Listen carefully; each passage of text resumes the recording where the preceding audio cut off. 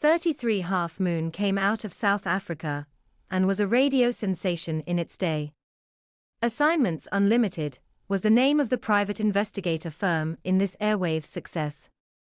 The Chief Investigator, Aubrey Mason, guaranteed successful completion of all cases, which was a tall order since most their cases were the uncommon. The voice of Mason was Michael Todd, an extremely popular actor in South Africa. During its run in 1965 to 1966, the show was written by Adrian Steed and then Douglas Laws. The private investigation office was at 33 Half Moon Street. Claire, the purpose of a labour exchange is to provide employment, temporary or permanent. The fact is, I can't guarantee or recommend any applicant. Unless they have a criminal record, I'm in no position to say whether they're reliable or not. It will be for 3 weeks only, monsieur, and the pay is good, eh? But I can't guarantee that the man you employ can be trusted. I merely type out the details of the job offered and post it on the notice board. You must then choose from those who apply. I am newly arrived in England, monsieur. It will be difficult for me to judge. I tell you what, why don't you try one of the independent agencies? Assignments Unlimited. Grosvenor 5995. The address, if you wish to call on them, is 33 Half Moon Street. Aubrey Mason at your service. At Assignments Unlimited, we do anything, anywhere, at any time. 33 Half Moon Street.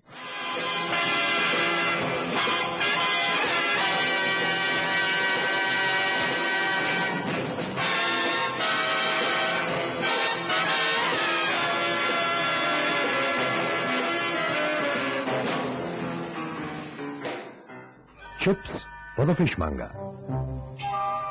Not all the tasks undertaken by Assignments Unlimited are spectacular or particularly dangerous. In fact, the unusual is the exception rather than the rule. The nervous little old Frenchman who came into my office requested the services of our organization for a task which was mundane in application and only unusual in a theatrical sense. I'd already mentally slotted Cannon into the vacant niche and wondered what his reaction would be. Monsieur Paul Duclair, for such was the client's name, wished the services of a night attendant over the preserved body of a dead whale. On reflection, it was perhaps an unusual request. I said so. You did say a dead whale, Monsieur Duclair. A magnificent exhibit. A Greenland whale. I began with a blue sperm whale, but found it too large to transport through the doors of most hulls that I hire. Extraordinary. You see, a whalebone is immensely strong, and I discovered that if the inside of the beast is removed and the carcass inflated with air, it is possible to preserve the outer skin and membrane with formaldehyde. In time, the shell hardens and the air can be released. Well, that's most interesting, Monsieur Duclair. I take it that you then exhibit the whale. Oui. I have had great success in France, and I have now come to your country for a short tour of 3 weeks before I go on to the United States, where I hope to enjoy singular success. Well, just out of interest, Monsieur Duclair, how do you pump up the whale in the first place? Good question. On top of the head is contained a pocket of ambergris.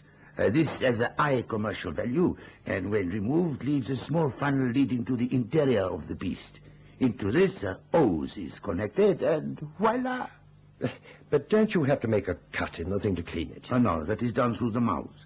So now we have a good circulation of air that helps to preserve the beast. Some beast. The greatest of all living things, monsieur. The noblest creature in all creation. Yes, I'm sure. But what exactly do you wish us to do? I require a night watchman of impeccable integrity. He will also be required during his tour of duty at night to pump formaldehyde into the creature. It sounds simple enough. Why must the man's character be so blameless? An exhibit of this nature is played to vandals, monsieur. Many times in France have I been accosted by those who would cut into the exhibit to satisfy their morbid curiosity that what I have on show is really the genuine article. Well, needless to say, I have just the man for the job. I'm not sure how you'll take it. It's an odd request, but you may rest assured that no vandal will come near your whale. I am delighted, Monsieur Mason. What were you thinking of paying this night watchman? I thought £15 a night. Cannon will be happy to pump formaldehyde all night for that money. I beg your pardon, monsieur? Cannon, one of our men here. He'll be delighted to take on the job. Where and when must he report? Oh, tonight, if it is possible, at the Exeter Hall in Camberwell. He'll be there. Cannon, you say? That's right. I might send him down this afternoon just to give the place the once-over. That would be admirable, Monsieur Mason. Thank you, and good day to you. Good day, Monsieur Duclair.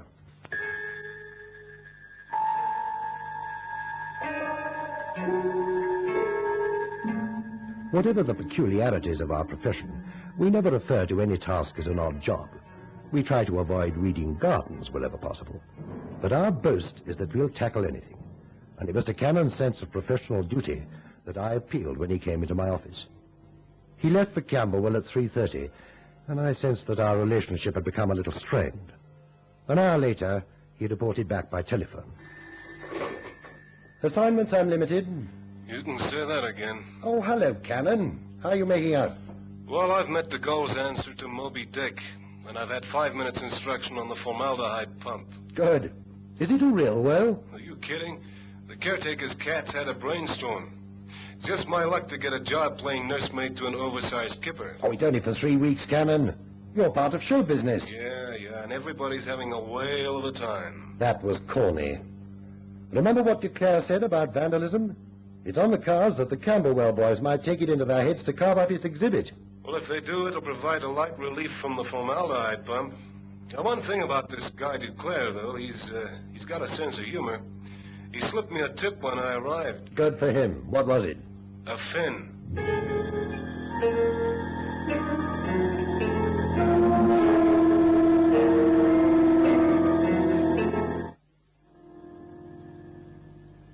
Well, time I was getting home, Mr. Cannon. I locked up everywhere. Yeah, it was quite a night, wasn't it? Who would have thought this dump sported 1,000 ichthyologists? What's that, Mr. Cannon? Fish fanciers. You know, in all my years as caretaker here, I've never seen such a crowd. And just to look at a whale. Well, now you got a new angle on a poor fish. Look, I'll lock the front door after you. What time are you coming in the morning? Well, I don't usually get here till 10. Then I won't see you, my friend. My French employer says you'll be here at 7. What will you do about supper? There's a shop on the corner that stays open till 2, they say. No, thanks. I'll munch on a sandwich. Good night. Good night, Mr. Cannon.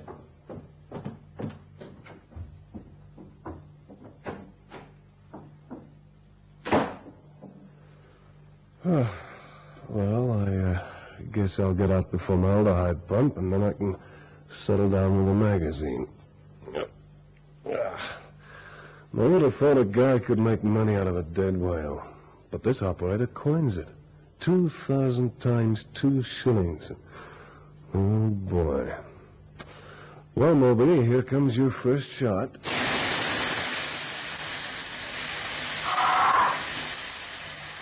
What? Look. Hey, now I must be going crazy. That was a scream, and it didn't come from a dead whale.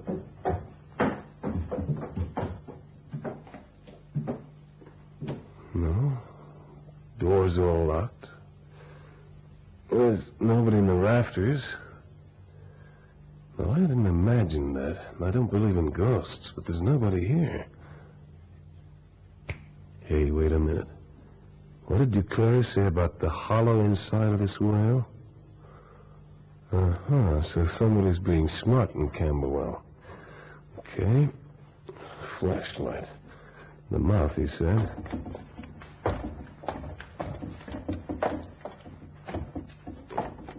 Here we are. Okay. The party's over. Come on out of there. Why are you being smart? Come on out, you get.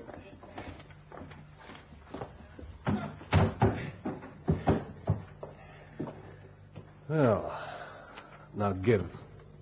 Give? Before I call the cops, you better come clean and tell me what the idea is, hiding inside that carcass. The police? Oh, no. You're foreigners. You mixed up with Monsieur Duclair? No, sir. We are Russians. Russians? Well, this gets screwier every minute. How'd you get in there? We hid behind a veil during the lunchtime closing, then we climbed in through the mouth. How did you know you could get in that way? I think Anushka, we better tell him everything. We, Anushka and I, are from the Russian Moskayev dances. You have heard of the Moskayev folk dances? You are at the Empire Hall. That is so. We came here from France, and it was in France when we first saw the whale and learned that the interior was hollow. The Moskayev company is due to return to Russia on the day after tomorrow, and Anushka and I decided to escape. Escape? From what? From Russia, sir. Oh, you mean political asylum? Yes. But that doesn't explain why you hid out inside a dead whale. If we ask for political asylum in England, it would be granted, but it would be easy for the Russian Secret Service to find us. They are most efficient and would track us down wherever we went. And so, Anushka and I hit upon a plan whereby we might vanish without trace. You see, sir, the whale is to be shipped to America. They have a large supply of food and water, and it was our intention to stay hidden inside the whale until it reached the United States. We could come out at night when all was quiet and hide back inside during the day. Once in America, we know where we can find friends. Well, what do you know? That's one up on Jonah. You mean you got all that trouble just to get to the States? The Russian secret police do not take kindly to escapists. We have families in Russia, sir. Mm-hmm. You know, you don't have a bad plan at that. You disappear without trace in England. They check and find you haven't applied for political asylum. They check the airports and shipping lines and draw a blank. It only figures that something must have happened to you, like suicide. So they forget all about you. And they forget about our family, sir. Uh-huh. Tell me, Monsieur Duclair, does he know about this? No one knows, except you. Well, that's all right. Your secret's safe with me. But are you not from the police? No, I'm the watchman. You are the watchman? Yeah, fate, I guess. I was born under the zodiac sign of Pisces. But the watchman in France was a much older man. Yes, we know that he slept most of the night. We know that if we made no noise, we could safely creep out after dark. Well, with me, you don't have to worry about noise. Noise? Say, what were you screaming about inside there anyway? Oh. Well, what is it? In the darkness, he tripped over something. Uh-huh. I put on my torch, and there is the body of a man with a knife through his heart. Annan's jaw dropped so that he resembled in miniature the very object he was guarding. Whatever my employee's faults, he's not lacking in analytical intelligence. His colleagues would say as sharp as a whip. One look at the dejected and terrified faces of the two young folk dancers was enough to convince Cannon that they at least were on the level. His reaction was straightforward and immediate. Anushka, you stay here. Mikhail, you're going back inside that whale. Oh, well, if you insist. I do insist, and what's more, I'm coming with you. Mikhail. It's all right, Anushka. I am not afraid. Come on, let's go.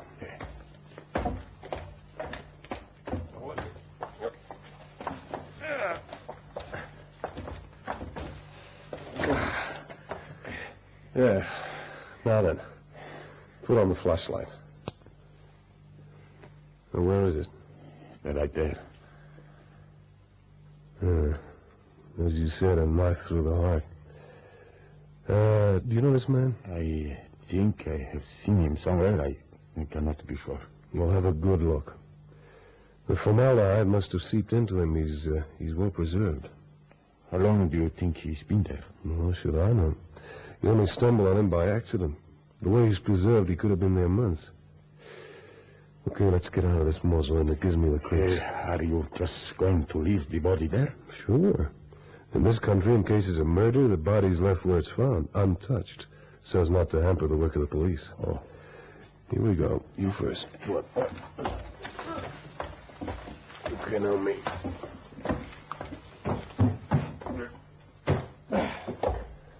Mikhail. The body is there, as we saw it. Anushka hoped she might be dreaming. I can't say I feel much different, sir.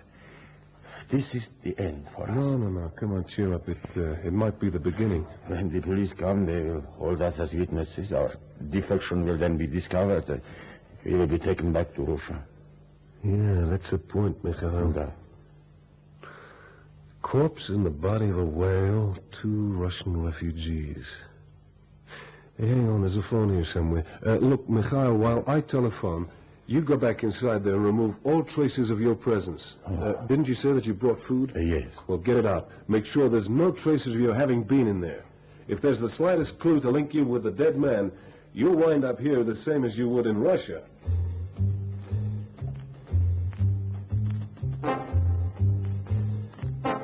Cannon's call came through to my apartment and woke me from a deep sleep. At first I thought he'd lost his reason, and then that it was all a joke to get me out of bed and repay me for the task I'd handed him. But he finally convinced me that Mikhail and Anushka were real people, and that their plight was a tragic one. I gave him the only advice that seemed sensible at the time. The young Russian runaways would be safe for a while, at least, in Cannon's flat. Okay, that's settled. Did you telephone the police? No, my chief. I'm taking you to my flat in Chelsea. You'll be safe there for a while. Did you get everything out, Mikhail? Oh, yes, everything, sir. Now, let's see. 2:15. Chances of any vandals coming now are pretty remote. I've got a car at the back of the hall, and I can have you in my place in 20 minutes. I'll drop you and come back, and then I'll ring the police. Pick up your gear and follow me. Come on. Go right in. Oh. Oh, it's strictly a bachelor's apartment, ma'am, but you could give it the feminine touch. We don't know how to say thank you. Well, then don't try. Help yourselves to anything you want. I must get back to the whale. Oh, the whale? Well, don't tell me you forgot. Oh, Anushka, the candle. I left the candle. What are you talking about? You told me to make sure nothing was left inside. I lit the candle so that I could see properly. I left it burning. You left a candle burning inside? But the blubber, the formaldehyde, that fish is more inflammable than an oil refinery. Let me through, will you? Excuse me. Thanks. No further, sir. Huh? The roof's going in any minute. Well, it'll be gutted. The entire building will be gutted. Yeah, it looks like it, sir. Monsieur Cannon, I've looked everywhere for you, huh?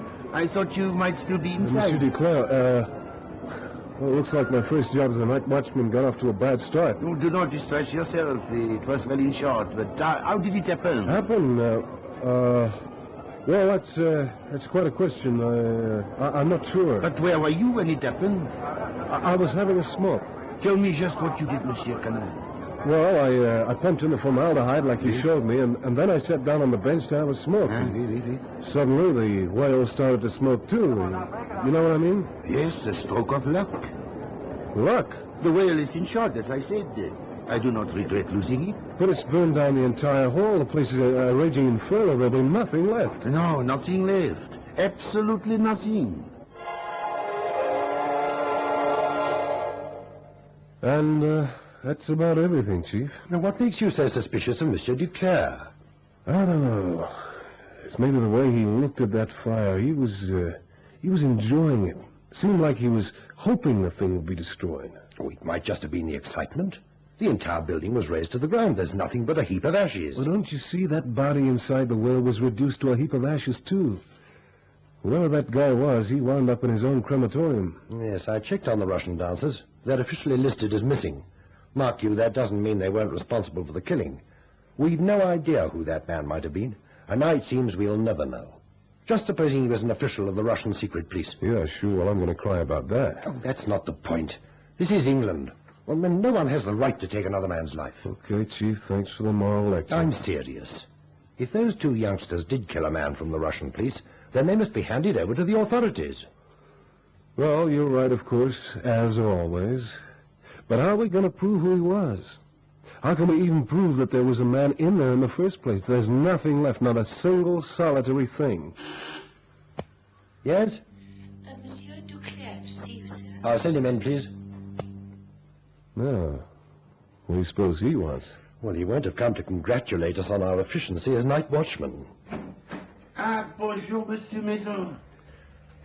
Monsieur Cannon? Monsieur Duclair? Most regrettable about the exhibit, huh? Yes. Won't you take a chair? Thank you. I explained to Monsieur Cannon that financially there is nothing to worry about. The exhibit was well insured, and I shall suffer no financial loss. I'm glad to hear that. But I shall require your assistance. You gonna pump up another whale? Oh, no. It concerns the insurance. At the time of the accident, I was in bed in my hotel. In fact, the hall porter woke me and told me of the disaster. Monsieur Cannon was in charge of the exhibit at the time, and I would like a statement from him accepting full responsibility. Now, just a minute. You may be insured, but we're not.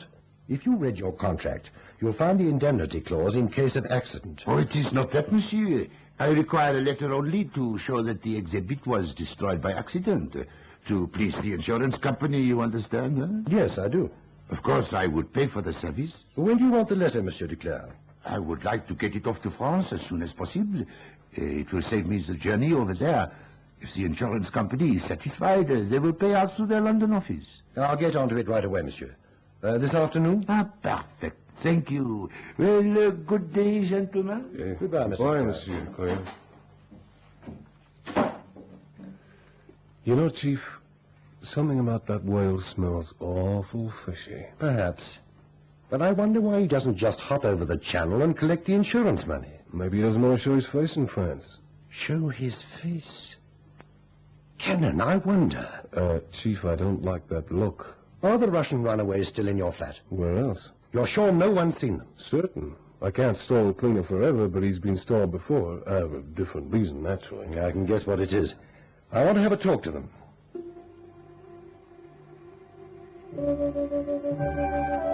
They were as Cannon described them, just two nice kids. However desperate their plight, I just couldn't imagine them plunging a knife into a man's heart, and the setting for the murder was too macabre for them to contemplate. I asked them about the exhibit they'd seen in France. How did you find out about the entrance into the whale? By watching the caretaker. He was an old man and rather surly. The whale was on show in the Place de la Poste, and we hid behind one of the pillars. We saw him climb in through the mouth. When we heard that the whale was to come to London and then to go to America, we hit upon our plan. Did you meet Monsieur Duclair? He's the owner. I don't think so. It was the caretaker we watched. You said to Cannon that you might have seen the dead man somewhere before. I think so, but I cannot be certain. Well, there's no chance now for a second look. If you saw the caretaker again, would you recognize him? Oh, yes. Anushka, too. I would know him anywhere. I'll just use your phone, Cannon. What hotel is Duclair in? Regent Palace.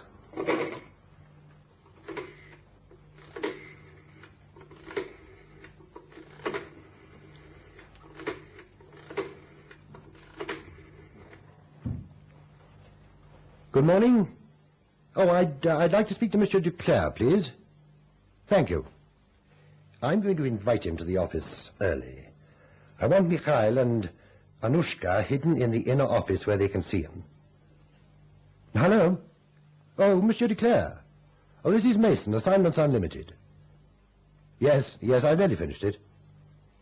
Tell me, for how long was the whale insured? Yes, it couldn't have lasted forever, could it? I see. Right after the American exhibition, you would destroy it? Well, may I ask how? Yes, of course. What better grave for a whale than to be dumped into the sea? Can we make it 1 o'clock? Thank you, that's fine. Goodbye. There's no doubt about it now. Cannon in that outer office with these youngsters, I want 2 more people. Detective inspectors from the murder squad.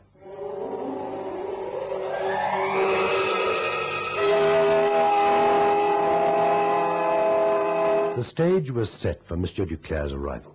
The police officers were fully briefed, and Mikhail and Anushka waited apprehensively. When Duclair arrived, they recognized him immediately, not as Duclair, but as the old caretaker.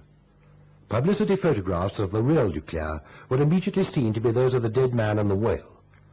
Cannon, for once, was impressed. Well, not bad, Chief, not bad at all. But, what made him do it? Jealousy, probably. Like you, he didn't fancy having a whale as a bed companion, while his employer lived off the fat of the land. The fat of the whale. Oh, all right. He murdered his boss and left his body inside the exhibit. Later, all evidence would have been removed when the whale was dumped in the Atlantic. Cunning. But he couldn't take a chance on going back to France. He might have been recognized by someone in the insurance company. So he had to stay undercover. Undercover?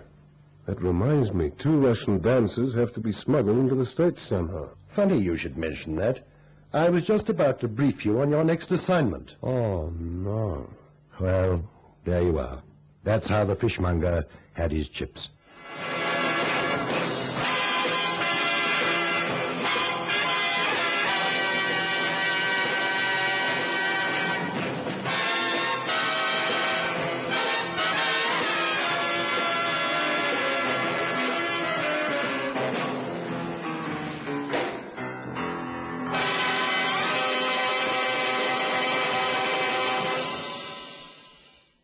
That's right, but I work in good old London town. My last assignment took me to the States. Really? May I ask what sort of work you do, Mr. Cannon? Well, that's the $64 question. The company's name is Assignments Unlimited, and my boss lives up to it like a battle honor. Come up and see me sometime at 33 Half Moon Street. Aubrey Mason at your service. At Assignments Unlimited, we do anything, anywhere, at any time. 33 Half Moon Street.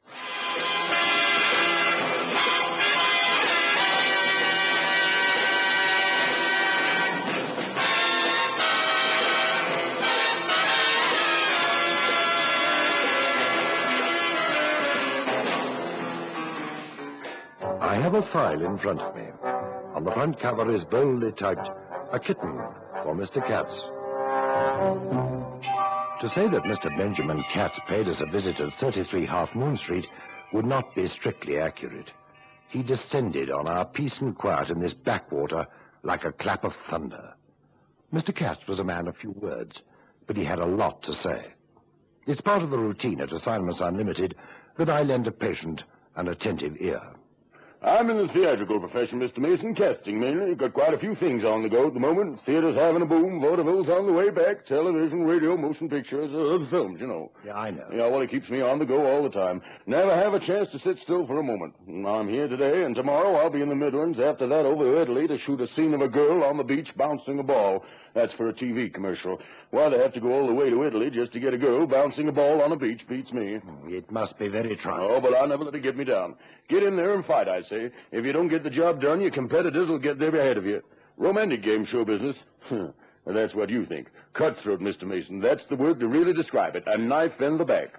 What is it exactly that you wish us to do? Oh, what's that? Oh, yeah, well, a little job. They told me you handle anything. Is that right? That's right. Well, great. Here's my card. Huh? Send the account there, and it'll be settled right away. Well, I must get going. You've got to be in the Midlands first thing tomorrow. Mr. Katz, Uh-huh. Is it film stunting or something like that? Film stuff. Oh, the job, yeah. Well, I didn't say, did I? No. Well, I got a little female kitten arriving on the boat train lunchtime tomorrow. She's got someone on the train looking after her, and he'll hand the kitten over to your man in the platform buffet if he's there at lunchtime. Now, just look after her until I get back from the Midlands day after tomorrow. Well, now, I really must run. Been a pleasure meeting you, Mr. Mason. Do you ever go to the theater? Often. Well, I'll send you tickets for my next review. Goodbye. Good afternoon, Mr. Katz.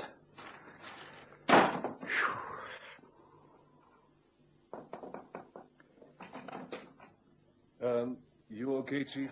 Cannon. How nice to see you. Come in.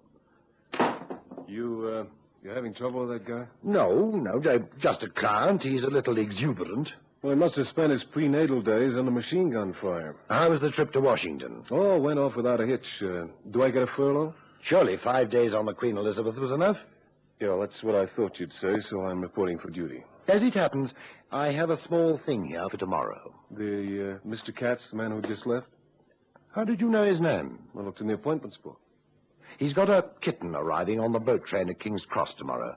We have to look after it until he gets back from the Midlands. So you want me to go to King's Cross with a quart of milk? Or something like that. The kitten's in charge of a man on the train. He'll hand over to you in the platform buffet at lunchtime. Well, how'll I know this guy? Oh, there shouldn't be any difficulty, Cannon. How many people on King's Cross Station will have kittens for company? Well, that's a good question. And what do I do with the kitten when I've collected it? You're in charge until Mr. Katz gets back. We'll take it to your flat if you like. Anything so long as you don't lose it. Uh-huh. Hey, what do I feed this kitten on? Oh, I don't know. Cream, I suppose. I've never kept cats. Well, what's the joke? I was just thinking, you've never kept cats, and now you're working for one.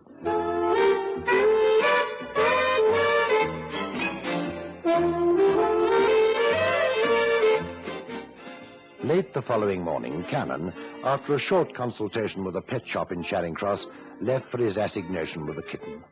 At lunchtime, he was sipping an old and mild in the platform buffet when the boat train pulled into the station. He carefully scanned the passengers for some sign of a man and a kitten.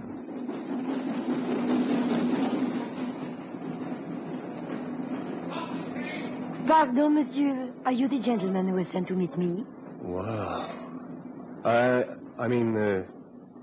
I wish I was. But Monsieur Cat said there would be a gentleman to meet me in the platform buffet, and you are the only gentleman to serve.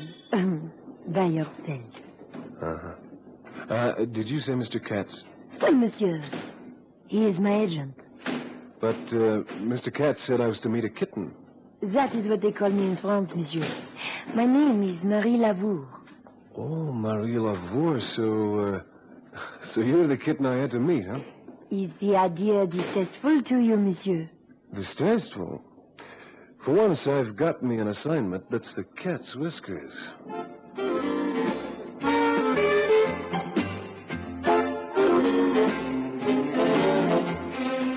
Yes, Cannon's job was to act as chaperone to a sex kitten. I just hadn't understood the theatrical parlance of my flamboyant client. A lesser man might have been a little nonplussed by this turn of events, but Cannon was not in the least bit disturbed. You see, Marie, the chief got the whole thing wrong. He sent me on the trail of a feline. Well, come think of it, he wasn't all that far out after all. Well, I'm in your hands, monsieur. Where shall we go? Well, that's a question, Marie, that causes a conflict in my mind. Should I follow the line of duty or countermand my chief's orders and change them to suit the situation? I don't quite follow you. Well, my orders were to feed you on cream and keep you in my flat. Then you had change your orders, monsieur. Yeah, I was afraid you'd say that. I never eat cream. It's bad for my figure. You know, this job gets better by the minute. Hey, do cats eat curry? Delicious. Then we'll eat curried chicken at Veeraswamy's, and then, let's go chew on a chicken first, huh?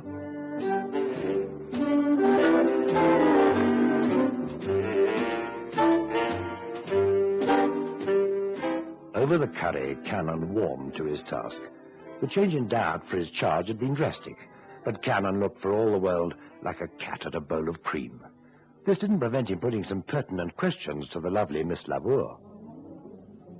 Oh, by the way, Marie, what happened to your luggage? I have just an overnight bag. This one. Do you usually travel so light? Monsieur Katz telephoned just 1 hour before the ferry left. He said I was to drop everything and come. That's not uncommon in show business, you know. He said he would provide everything for me at this end. Well, I guess he'll do that when he gets back tomorrow. Where does he live, this guy, Katz? His home, you mean? Oh, I have no idea. I wish I did. Then I would go there. Well, if he wanted you to do that, he would have said so.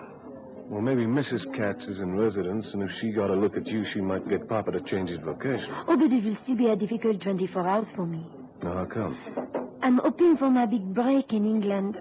Mr. Katz says there is a good chance that I will get a part in a new film there to shoot at Elstree. You know this place? Sure, half an hour from here in Boreham Wood, but why is it so difficult? In the cinema world, one must be seen only in the best places with the right people. Oh, you should have said I'd have taken you to tea at Buckingham Palace. Oh, please do not misunderstand me. It's just because I haven't my luggage with me. I haven't even a change of clothes. If I book into a small out-of-the-way hotel and someone sees me, then it will start bad gossip for me. A cinema star must live only in the best places. Yet, alas, I cannot book into a good hotel because they will ask why I have no luggage. And the film star is never far from her Pantechnicon. Yeah, I always wondered why film stars were a bit screwy. Well, I'm learning. But you know, you don't have to worry, Marie. You can stay the night in my flat. How's that? You're very kind, Monsieur Cannon, but that would not be proper now, would it? Well, it would if I bedded down the flop house around the corner. You would really give up your flat for one night for me? Mademoiselle, I'm a regular Galahad, but there's a condition. Oh? After you've met up with Katz and gotten organized on this movie, I take you out to dinner. And we'll do it on your conditions. The right people, that's me, and the right place. Beer and sausages and dirty dates. I shall look forward to our date with anticipation and pleasure, monsieur. And I'll twist old Katz's arm to make sure you become a movie star right soon. Do you think I'll be successful? Baby, you'll be the cat's meow. Waiter, clear away the litter, huh?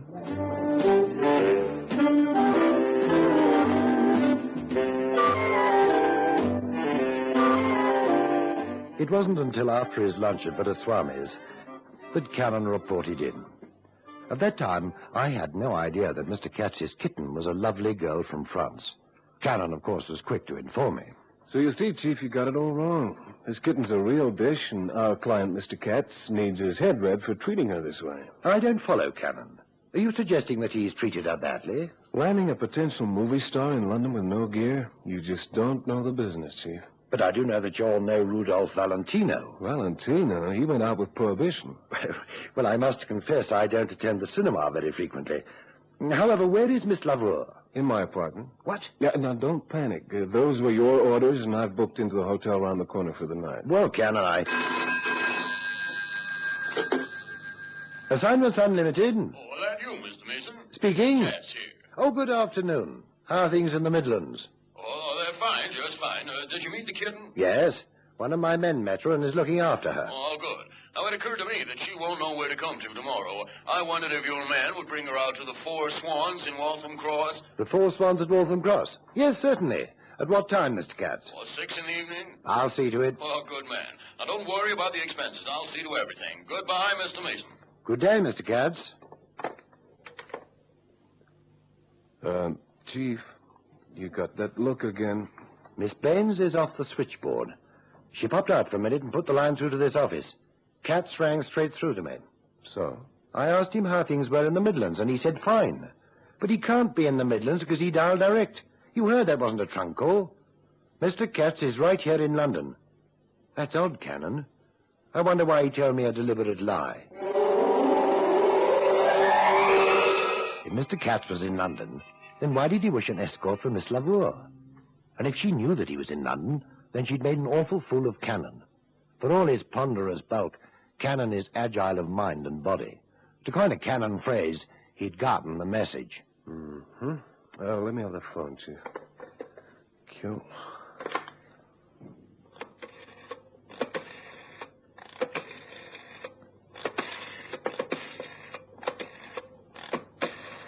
Who are you ringing? My flat. Well, careful what you say. That's all right, Chief. I just swallowed a jar of honey.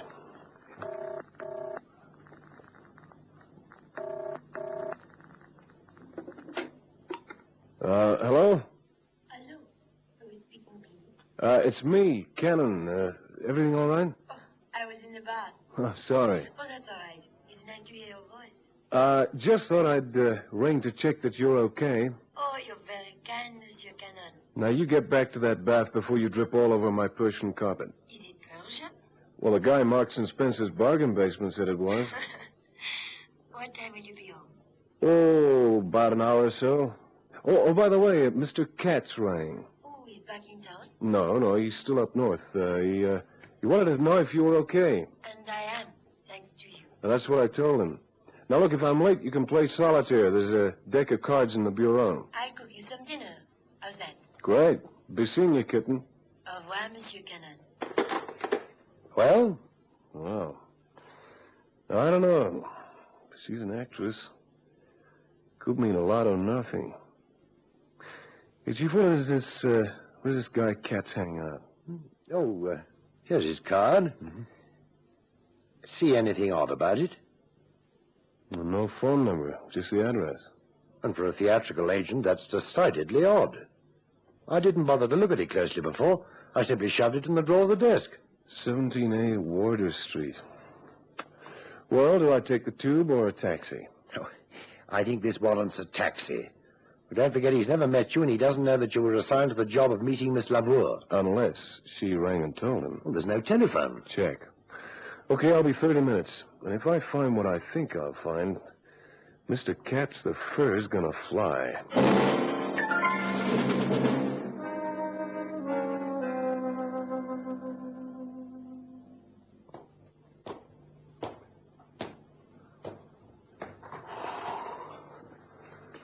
Oh, 4 flights. All right. Martin Webster Publishing Company, Ann's Theatrical Hire, Chamois Window Cleaning Company, the Coal Black Bridge Club. No Mr. Katz. Well, I guess here's as good as any. Ah, Major Farnham, we were expecting you. No, just a minute. You got me wrong. My name's Cannon. I just want a little information. Are you from the police? No, I'm looking for an old friend of mine, name of Katz. I was told he ran a theatrical agency in this building. Katz? Katz? You're American, aren't you? Yeah. Katz? Yes, Katz. No, there's no one here by that name. You know everybody here? Quite so. Well, there's Ann's Theatrical Hire, of course. It's run by a girl called Sally Manger. Not Anne at all. Sally Manger's always eating, so they call her Salle à Manger. It's terribly amusing, don't you think? And no Katz? No Katz. Okay. Good afternoon.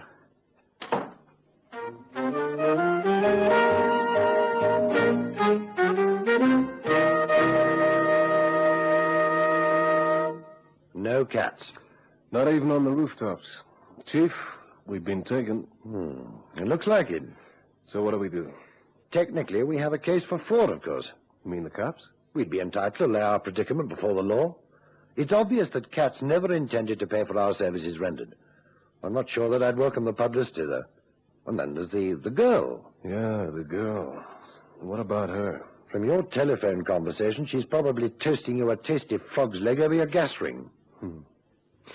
You know, Chief, sometimes I wonder why I work for you. I suppose the money has something to do with it. Now, our client has asked us to deliver the lady to the Four Swans Hotel at Waltham Cross. This we will do. It may well be that he wished to keep his real address a secret for some quite logical reason. If that's so, then he'll pay up when you deliver the goods. Chief, I got a funny feeling. Yes, so have I. But we'll play along straight at our end. Go back to your flat and act as if nothing's happened. Okay. Don't let the girl know where her assignation with Katz is to be. It's just as well not to take chances. Tomorrow evening at 6, you can take her to the Four Swans and clean everything up. I know who I'll clean up first if I don't get the dough. There is this to it, Cannon. It might be dangerous. You never know. No, I'll take a chance on that. Hey, what's this guy Katz like, anyway? Oh, you won't have to worry about him. He's late middle-aged and out of condition.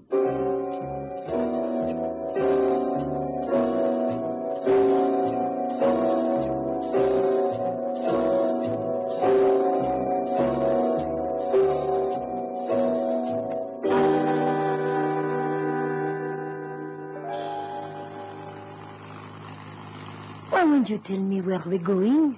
Did I say I wouldn't tell you? All day when I ask you, you've been evasive.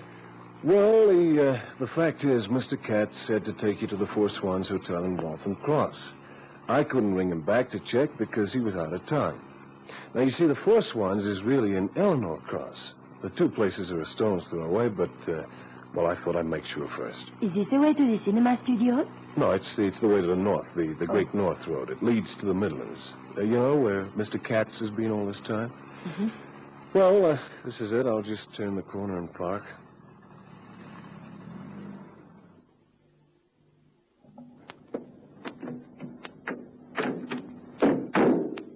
There it is, Four Swans Hotel. Now, that statue was erected to the memory of Queen Eleanor by King Edward. You are a student of English history, Monsieur Cannon? No. I looked it up in the guidebook. Okay, in we go.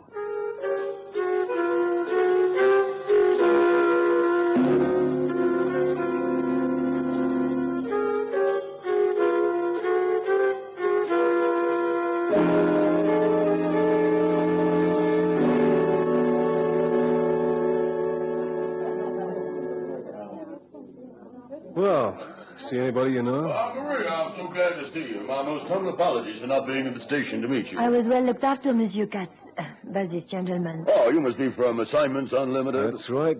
Cannon's the name. You're Mr. Katz. Oh, yes, I am. You've done me a great service. It's a pleasure. We do anything for money.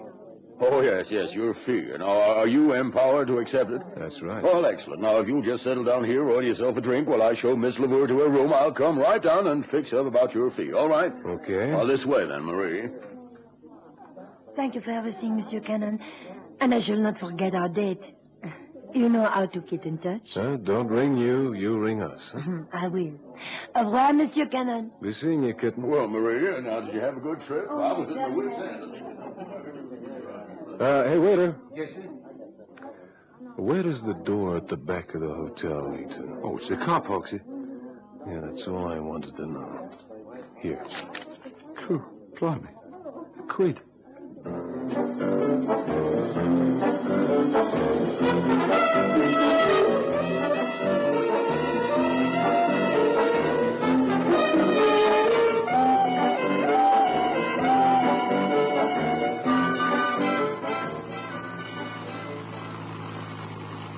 Why didn't you come alone?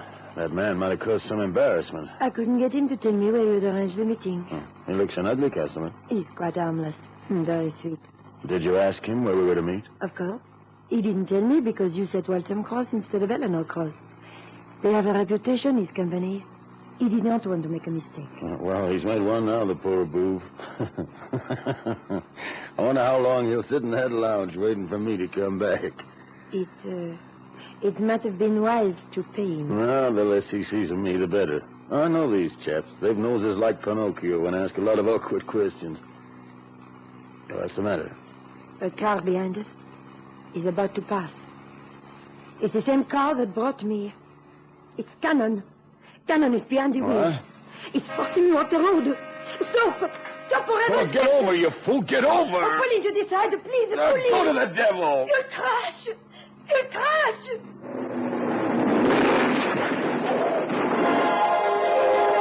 Okay. You two babies get out. Well, I hurt my arm. Pity you didn't break your neck. You too, Miss LaVour, or whatever your name is. I'm in a pretty nasty mood. You tried to kill us. He could have stopped.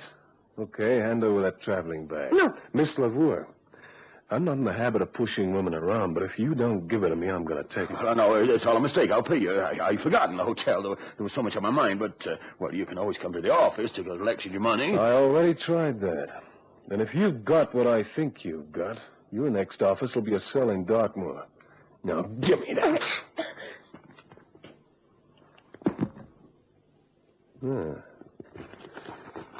A metal cylinder. Sealed, too. Well, I guess we only need a little hole. That jagged fender on your car will be just the thing. Well. Talcum powder, Miss LaVour? I'll pay you well. I'll bet you would. There's enough cocaine in this cylinder to keep you on Easy Street for years. You know, you got the wrong name, Buster. They should have called you Rat.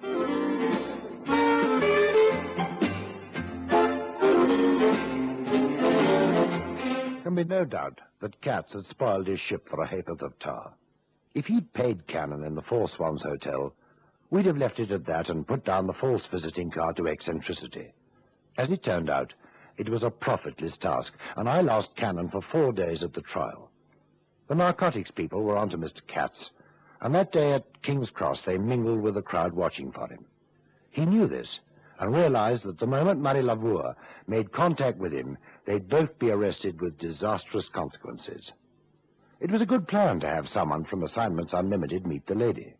She'd be quite safe until Katz could arrange a quiet rendezvous. Her cover story was sound and, well, indeed took us both in. It was that telephone call that really upset Katz's plans.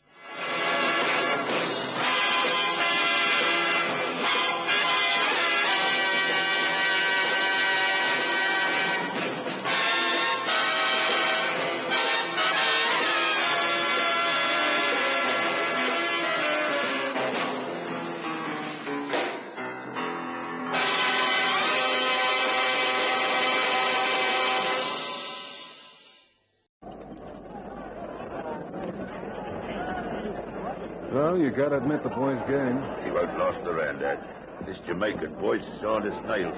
Punch like the kick of a mule.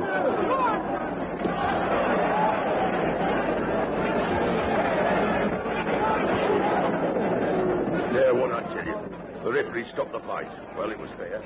Crazy crowd, the English. Always shout for the underdogs. But I bet it'll be different next week for the Empire title bout. If there is an Empire title. What do you mean by that? Staff troubles. There's an LCC ruling at Earl's Court, and the whole area must be cleaned up right after the meeting. I don't know how we managed tonight, let alone next week. You short of staff, Mr. Moore? Who's desperate? Then I'm the answer to a maiden's prayer. Ring up Grosvenor 5995. That's the phone number of Assignments Unlimited at 33 Half Moon Street. Aubrey Mason at your service. At Assignments Unlimited, we do anything, anywhere, at any time. 33 Half Moon Street.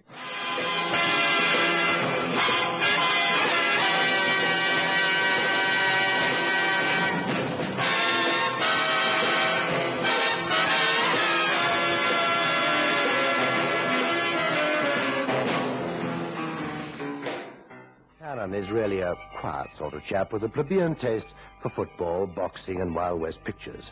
He's rugged, of course, which is just as well, because Cannon has an unfortunate habit of attracting trouble. It's never intentional. He explains it by saying he has a mesmeric metabolism that attracts the seamy side of life. Certainly, Mr. Moore gave no indication of what was to come when I interviewed him on the Earl's Court job. Cleaners after the big fight next week, Mr. Moore. Well, I'm not sure that we can supply the number of workers you need for that. Oh, it's not the actual sweepers, Mr. Mason. We can get them from the Labour Exchange. You see, they're mostly West Indians and work well enough if properly supervised. Mr. Cannon told me that you might be able to supply 2 or 3 men to act in a supervisory capacity with the work. Oh, yes, that we can do easily. I'll put 2 of my most reliable men on the job. Will one of them be Mr. Cannon? Oh, without doubt. He'll be delighted at the opportunity of watching the big fight free of charge. May I send you a couple of complimentary tickets, Mr. Mason? For Friday night? Oh, it's kind of you, Mr. Moore, but, well, I must decline, unfortunately. Oh, not interested in professional boxing? Oh, it's not that, actually. It just so happens that this Friday night, my club's having its own championship match. I'm an active participant. You're a boxer? No, Mr. Moore. Not nearly so romantic. Ours is a chess championship. Check. Well, I think you'll find the men I send to be reliable, Mr. Moore. And I wish you a successful Friday evening. As your Mr. Cannon would say, this Empire title fight will be a knockout.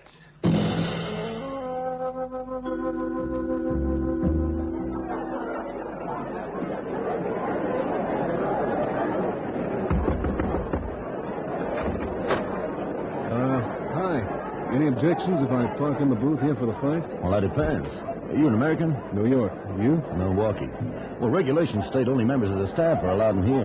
Well, then I guess it's okay. Cannon's the name, boss of the cleaning team. Come right on in, Cannon. I'm Leslie Benn, National Broadcasting Corporation.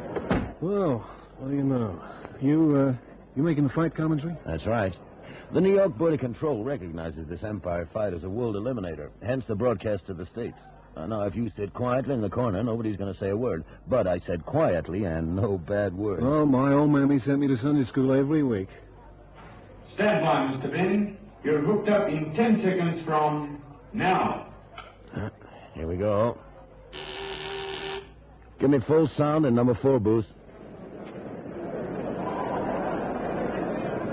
Good afternoon to all listeners on the NBC hookup. This is Leslie Benn reporting from the Earl's Court Stadium in London, England, where the time is 9:30 p.m. And the contenders for the British Empire Cruiserweight title are limbering up in their respective corners, awaiting the gong for the first round that'll set them in combat and decide who will have a tilt at the World Cruiserweight crown in Toledo in December. Both fighters are in good shape for the contest, and there's not a pound difference in weight between them. The champion, Ned Riley, with his scarlet shorts emblazoned with the green shamrock of Ireland, and the challenger, Sammy Bart, bedecked in a more somber black. The colors are symbolic. It'll be a red-letter day for the winner and a Black Friday for the loser. I expect a good fight since both boys have everything to gain by a win here in London, England. Some of you keen followers of the fight game will remember 3 years back when Nigel Bart, twin brother of Sammy, who's in the ring now, fought in the States.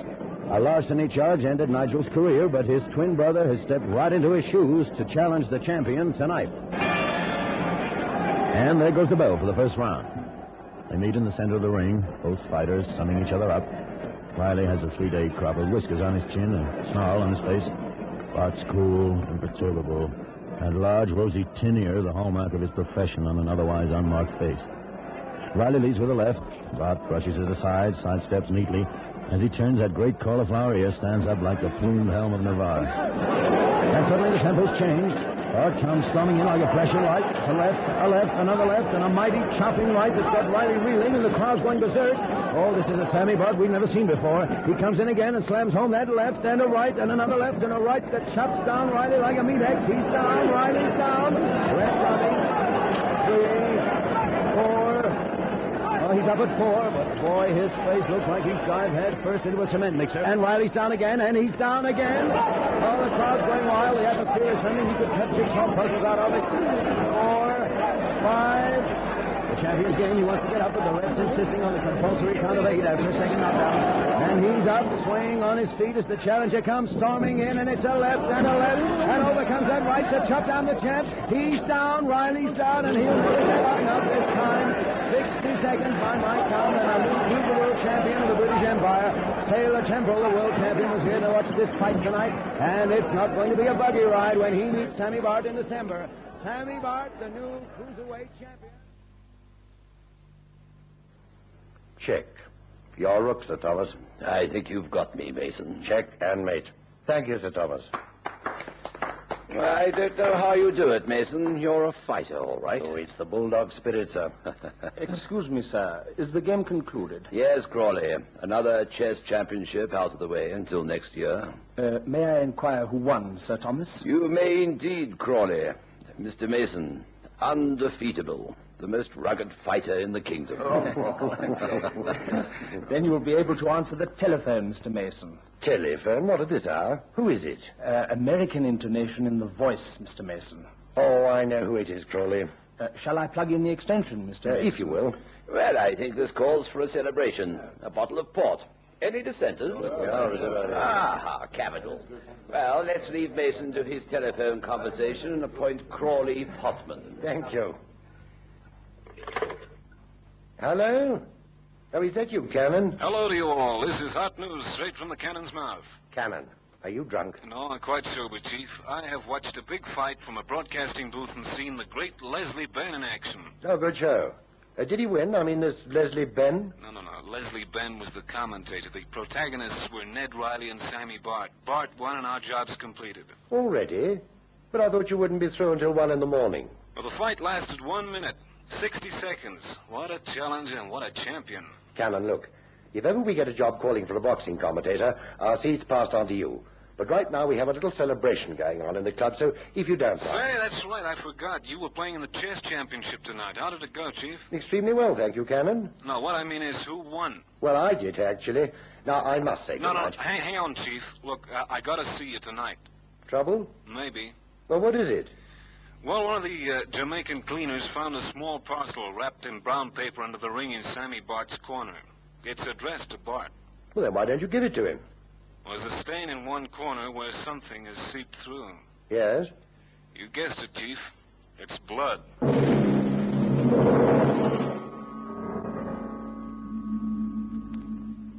All right, Cannon, dump it on the table. You say you found it under the ring by this Sammy Bart's corner. Well, strictly speaking, Chief, one of the Jamaican cleaners found it. And he handed it to you? That's right. Are they reliable, these Jamaicans? Well, if you mean honest, yes. As anybody's honest who works as janitor. They're superstitious, too. This guy, Bart, wasn't expected to win. And yet he sailed through the champion like a maniac with a poleaxe. So I told the Jamaican it was probably voodoo. Well, what on earth did you do that for? Mr. Moore promised me a personal bonus if I got the place clean before midnight. When they heard about the voodoo, they had that joint as clean as a widow's parlor in half an hour flat. Cannon, you're incorrigible. And not only that, I got bad habits. Well, what do we do, Chief? Open or deliver? Well, it might simply be meat. A pound of steak in case you got a black eye? I wonder what he was doing under the ring like that. Well, if I could offer my professional advice as a garbage expert, that entire arena was knee-deep in empty popcorn packets, torn-up tickets, newspapers for the fish and chips. And the whole place, only one small square was free of garbage, under the ring. So, when the scaffold company took the ring away, it was impossible to miss seeing the package. That rather looks as though it was put there purposely. Well, you've got to be very short-sighted to mistake a boxing ring for a mailbox. Well, it's carefully wrapped and neatly typed. You know, it's our duty to hand this straight over to Mr. Moore. Well, supposing I opened it very carefully, so as I could wrap it up again very carefully. Well, that might be dangerous. No, it can't be a time bomb. Gunpowder's black. Oh, all right. But if he turns out to be a pound of liver, I'll have your blood. Okay, here we go.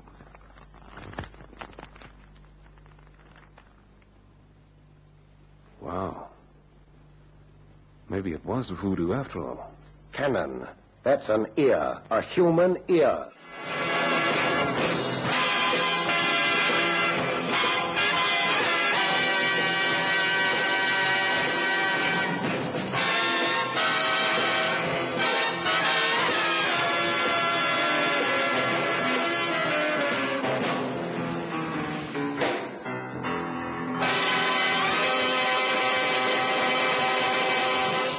Cannon just sat and stared at it, his hand gently stroking his own generous lobe.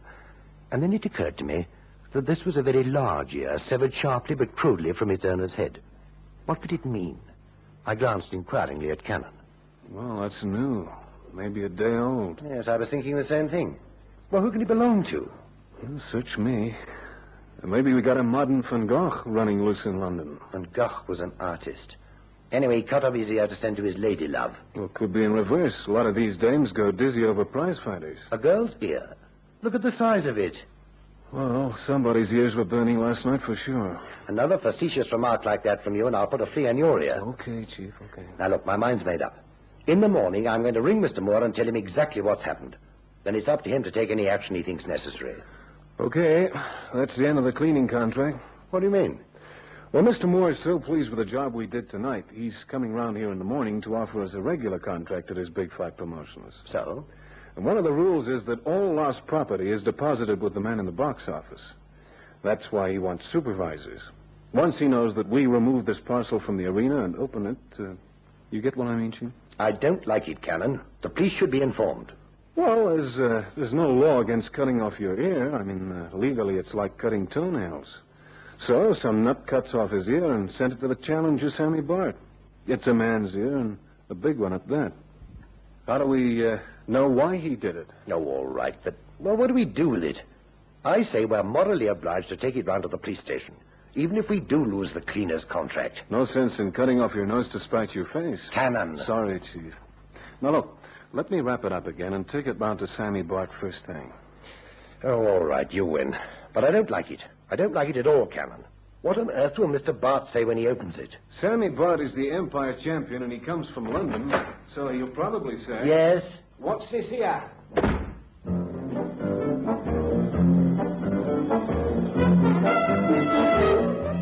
The heavy leather-bound volume of Homer's Iliad that I hurled at Cannon crashed into a closed door.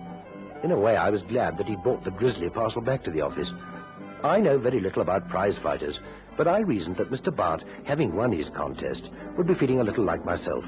I must confess to a certain exhilaration at being the club chess champion, and the fighter must have felt the same.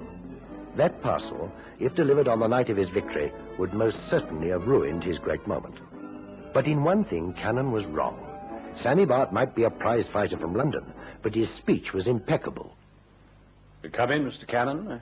I must apologize for the untidiness of my hotel suite. I slept late this morning. Understandably, champ. I watched the fight last night. You were great. Thank you. Oh, I'm a fan, Never missed the big ones. Sat right up there with Leslie Benn, the commentator. The American? Yeah. They broadcast the fight to the States. Didn't you know? Oh, yes, of course. Well, he's tops in the States, You ever been to America? No. No, I've never been to America. They said at the desk that you had a parcel to deliver to me personally. Oh, yeah, that's right. I've got it here. Who gave it, you may ask? Nobody.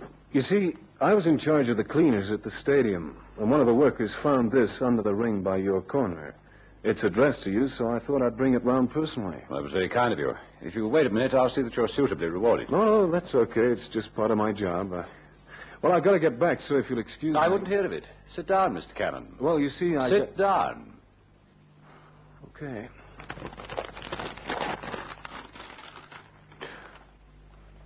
Sammy. Nothing wrong, I hope, Mr. Bart. Weber? Yes, Governor. Lock the door. Yes, Governor. Look, I got to go. Sit down, Mr. Cannon. Where did you get this parcel? Well, it's like I told you. For the last time, where did you get this parcel? Hey, now, look, if you're trying to get tough... Yes, Mr. Cannon. Yeah, I should get tangled up with the future world champion. Okay, I'll come clean. Better. A drink? Yeah, scotch on the rocks. Weber? Yes, Scott. All right, Mr. Cannon. You were about to come clean. Well, you see, I work for an organization called Assignments Unlimited. You can check the numbers in the directory, Grosvenor 5995. I found the parcel just like I said, but I noticed there was blood that had seeped out. Scotch on the rocks. Oh, thanks.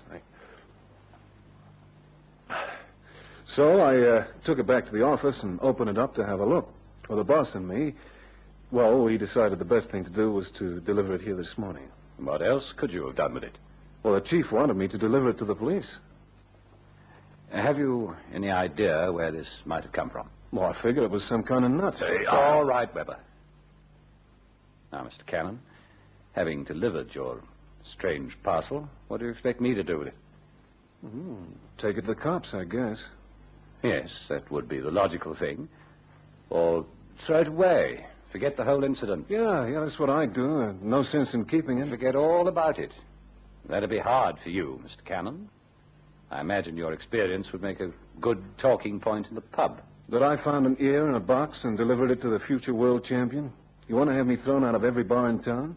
It is an unlikely story, isn't it? Crazy. Very well, Mr. Cannon. You've proved to me that you're not some idiotic practical joker, so you may go. Weber? Well, thanks, Mr. Bart. It's nice to have met you. Oh, and here's a $5 for your trouble. Oh. That's very generous. I make a good friend, Mr. Cannon. Good morning. Cannon arrived back at the office at 10:30 and outlined his experience with the champion. I was surprised that so able a pugilist should be a man of such culture, and wondered if the glorious days of Gentleman Jim Corbett were to be resuscitated. Cannon, idly twisting the morning newspaper in his hands, had no such lofty thoughts. He didn't talk like a prize fighter. Apart from that cauliflower ear, he doesn't even look like a prize fighter. Are you sure it was the Empire champion you saw this morning? Oh, no doubt about that, Chief. I watched that fight from the commentator's booth through the telescope window. And that's better than ringside. I'd know Sammy Bart anywhere. Well, then I vote we forget the whole incident. Now, that's what Sammy Bart wants us to do. I gave him the ear, and he gave me a $5. Well, what's wrong with that? Well, I got the impression that he was trying to buy me off. I don't like that. If I'm right, Sammy Bart is pushing me around. And I don't let anybody push me around, not even the cruiserweight champion. And what's more, if he was slipping me a $5 to keep my mouth shut, then he must know where that ear came from. Check? And mate. So that makes a skeleton in Sammy Bart's cupboard. A one-eared skeleton that's rattling a money box under his nose. And the champ is headed for the big time. Take a look at the morning newspaper. Read the headlines. Sammy Bart to be crowned king in December. King? Now, that's what they call the world champion, the king. How quaint. And he'll receive a lot of money for this. Well, with closed-circuit television rights, about $3 million. Sure. Well, I think I'll get a trainer in for you, Cannon. Yes? Mr. Who? Ben? I asked him over, Chief. Oh, all right. Send him in, will you? Isn't that the commentator fellow you were telling me about? That's the boy. I heard him make a few remarks about the champ and the challenger last night. I just wanted to hear more. Oh, do come in, Mr. Ben. Thank you. Hello there, Kenner. Enjoyed the fight last night? Great. Mr. Ben, this is Mr. Mason, my chief. How do you do? Oh, never better. Well, I got your message. What can I do for you? Well, we got a small problem, Mr. Ben. It's about Sammy Bart, the new champ. Uh-huh. Tell me, where did he get that great cauliflower ear? Lucky you. I looked it up in the ring manual. I thought I might slip it into the broadcast as a tidbit if the fight got dull. Not that I had much chance. He got it in a fight in Millwall. Not in the ring, either. A bunch of hoodlums worked him over with an iron bar. Why do you ask? You said he had a twin brother. That's right. Nigel Bart. Great fighter, too. Maybe even better than Sammy. Well, what happened? Say Nigel Bart? Mm-hmm. Oh, he was campaigning in the States. He got hauled in on a larceny charge and was convicted. Now, if that happens to a fighter, he loses his license, so that was the end of Nigel Bart. Hmm. Tell me, has Sammy ever been to the States? To fight? No. No, but I heard tell he was in America around the time his brother Nigel was sent up the river. Mm-hmm. And this Nigel, has he got a cauliflower ear? Not a mark on him. That's unusual for a prize fighter. Hey, look, what's all this about? Look, I want to have a talk with Sammy Bart, and I want you to come with me. Are you kidding? Haven't you seen the special edition? No. Sammy Bart committed suicide this morning. Jumped from the roof of a block of flats.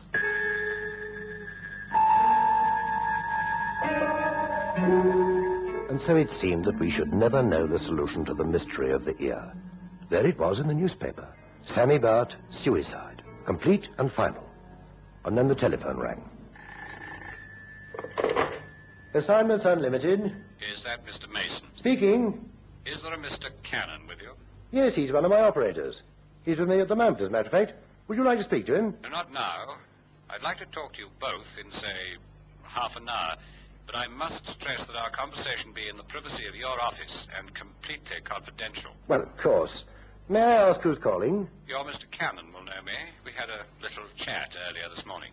My name is Bart. I didn't tell Cannon immediately. First, I thanked Leslie Benn, the commentator, and promised to take a more active interest in fisticuffs. Only when he'd gone did I tell Cannon about the phantom caller. Except that he wasn't a phantom.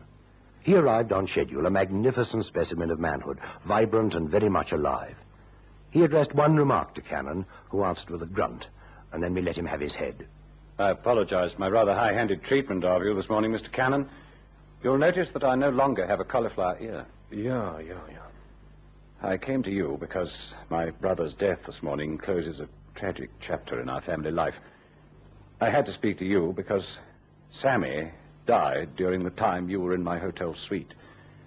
Once you read about his death, you'd feel obliged to go to the police. I'm Nigel Bart, of course, Sammy's twin brother. It was I who fought and beat Ned Riley last night, not Sammy. We were identical twins. No one could tell us apart, except for the cauliflower ear and Sammy's mental instability.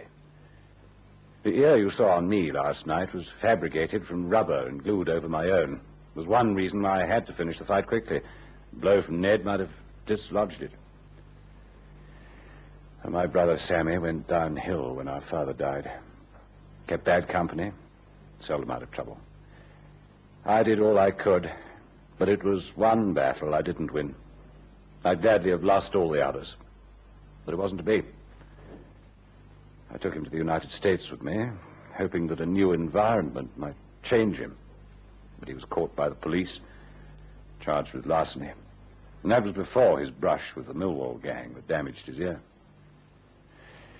Well, in short, I rang the changes, stood trial for him. You probably know the result. Sammy tried hard to go straight. He turned professional. He was all right for a time. It didn't last. The rubber ear was made a while ago as a joke. Last night, when Sammy was in no condition to go into the ring, I planned with him to swap places again. The fact he was missing his last big chance to make good threw him right off balance. Cutting off his ear and sending it to me was his last act of defiance before committing suicide. Well, there you are. The story we called The King and the Cauliflower Ear.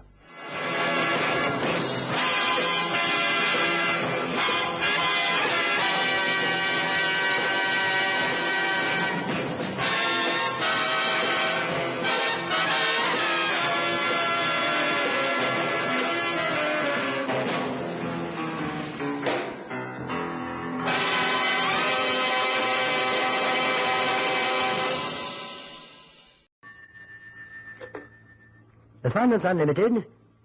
The number? Yes, 5995. Mr. Who? Lazenby. Yes, Mr. Lazenby. I'd be only too pleased to see you. You're just next door, you say? Yes, I look forward to seeing you. It's a matter of what? Coal. You need it. Well, if I may say so, we do as well. Anyway, be seeing you. Aubrey Mason at your service.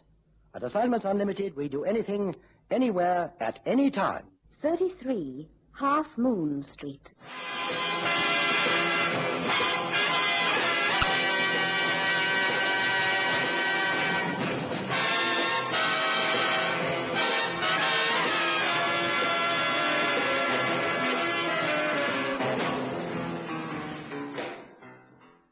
minutes later, Mr. Lazenby was ushered into my office. Mr. Lazenby, sir. Thank you. Come in, Mr. Lazenby. Please sit down. Thank you, Mr. Mason. Now, I'm sorry to trouble you at such short notice. Well, that's what we're here for, Mr. Lazenby. You may wonder why I've come to see you. The fact of the matter is, I need help. Well, that's the usual reason for people coming to see me. Now, how can we help you? Lorry drivers. That's what I need. Lorry drivers. Yes, in what connection? Well, I have a firm, an engineering firm in Cumberland. That firm's got to keep running, and it can't run without coal. Now, my nearest stockyard is 40 miles away, and it's a nasty run in between.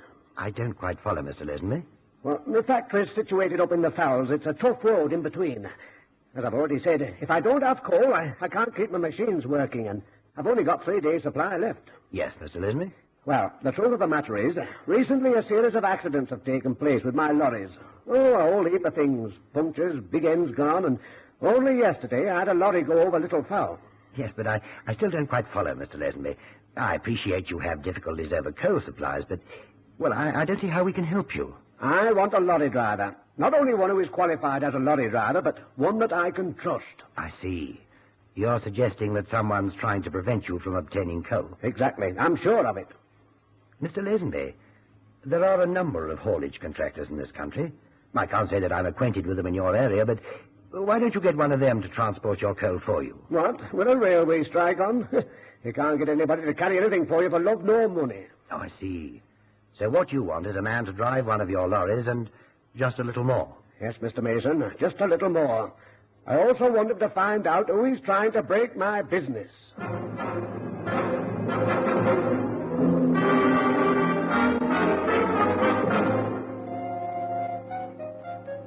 A few minutes later, Lazenby left my office.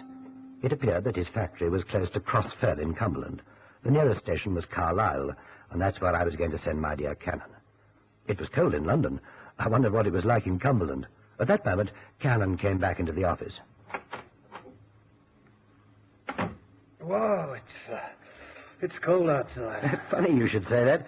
I've just had a man to see me about coal. Well, it's about time, too, Chief. We'll all freeze to death before long. No, not that sort of coal. Would you like to sit down, Cannon? I know that look. What's cooking, Chief? Well, it's all a matter of coal. By the way, you have got a heavy-duty license, haven't you? Yes. Well, you've got a little assignment, driving coal from Carlisle to Cross Fell. Is that so? And where the heck is Cross Fell? Oh, somewhere in Cumberland. You're booked in the 10:30 to Carlisle, and Mr. Lazenby will meet you at the station. He's flown back already. Lazenby? Yes, he's the man. His factory appears to be on the top of a mountain. Further, it appears that somebody is trying to do him down with his transport. It's up to you to find out who's trying to do who.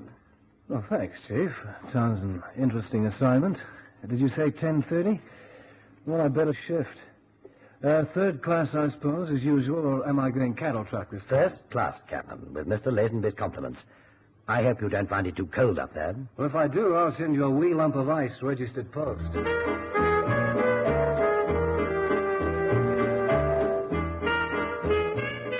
Cannon duly arrived at Carlisle Station, where he was met by Lazenby. From there, he was driven out to the factory. On the way, Cannon decided to learn a little bit more about his assignment. So, what you want me to do, Mr. Lazenby, is to transport coal from Carlisle to your place at Cross Fell. That's absolutely correct, Mr. Cannon. 35 miles. 25 miles of easy driving from the yard I showed you just now, with 10 miles of Val at the end. Now, it's that 10 miles that worries me. I've had a series of accidents lately, and all on that stretch. Aye, and now I've got my foreman in hospital with a smashed-up leg. Is that so? Aye, he's looking to be alive. Went over the edge at Little Fell. It appears his brakes failed. Now, I look after my transport, Mr. Cannon, and I just don't understand what's going on.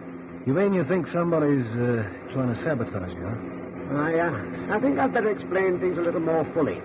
Now then, I have a factory here in which I'm producing a form of plastic. It's indestructible, light. In fact, it's a revolutionary design for the buildings of bodies for cars, aircraft, canopies, and, well, if you want to come near a home, refrigerators, stoves, anything you like. You may wonder why my factory's in the middle of nowhere. Well, the water that I draw from the streams here and the springs is ideal for my purpose. But it has its disadvantage. In order to keep my machinery turning, I must have coal. I'm short of it, and if I don't get it, production will come to a standstill. And it has a long way to come. Then I imagine you have some pretty important contracts. Yes, I have. One in particular. I see. Mr. Lazenby, you think that somebody's trying to grab that contract from you? It appears to be that way. Look, Cannon, I don't want you to think I don't trust my staff. They're a fine lot of men. I've had them a long time. Nevertheless, there's something somewhere going on that I don't understand. The occasional puncture or breakdown, yes, but not a series of mishaps as has happened to me just lately. Yeah, it's certainly food for thought. Anyway, you'll be staying with me. Mill it over in your mind tonight. Tomorrow morning, I'll get you out on your first run. Now, what I want you to do is to keep your eyes open. And if there's anything that seems odd to you...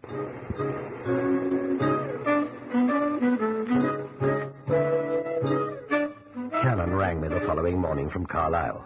He was his usual efficient self.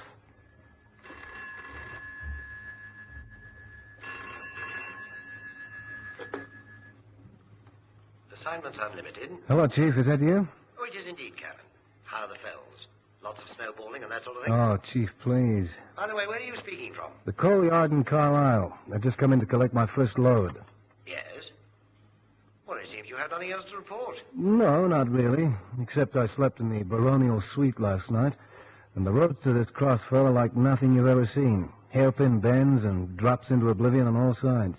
Well, if you've no more news, have fun and keep me posted. Okay, Chief. There's something going on here, but I don't know what. How are we doing, boys? Your load's on. Fine. Well, if I can find my way back, here's some more coal for Mr. Lazenby.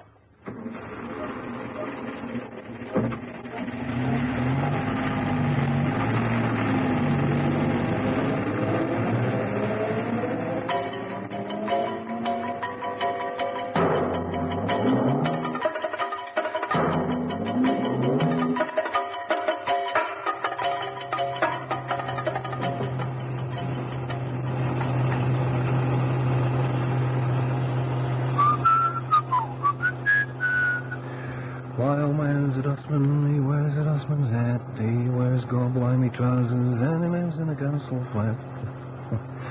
Well, this is no flat, and it's coal, not garbage that I'm carrying, but it'll do. Wild man's a dustman. Jeepers, I've forgotten that corner, and here comes that hill.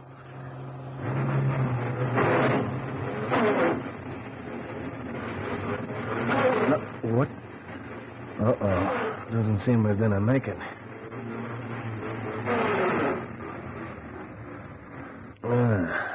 I don't like the sound of that. Well, let's have a look. Well, there's certainly enough heat. It's not boiling. No. Well, there's water. Well, let's have a look under. Yep. Under. Yeah. Oh, that seems all right. Well, then what's this? No plug on the sump. And no plug means no oil. Yep. It seems our Mr. Lazenby is right. Somebody's trying to do something to somebody.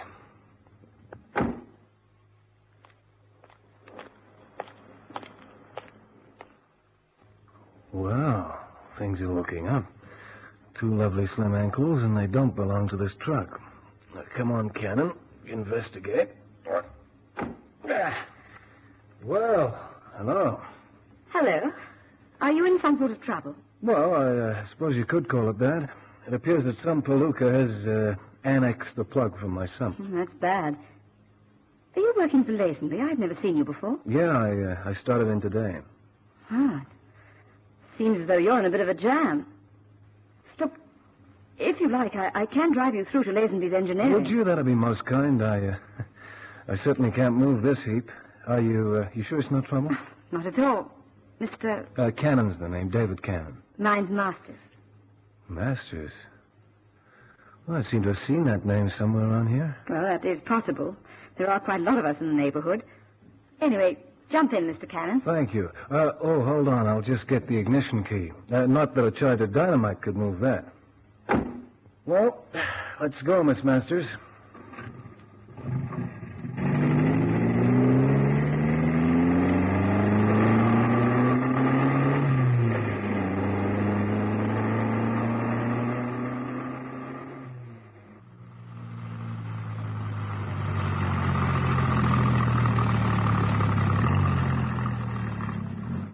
There we are, Mr. Cannon. Delivered to your door. I can't thank you enough, Miss Masters.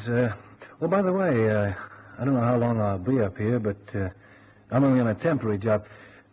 Maybe we could meet up sometime. Perhaps I could contact you.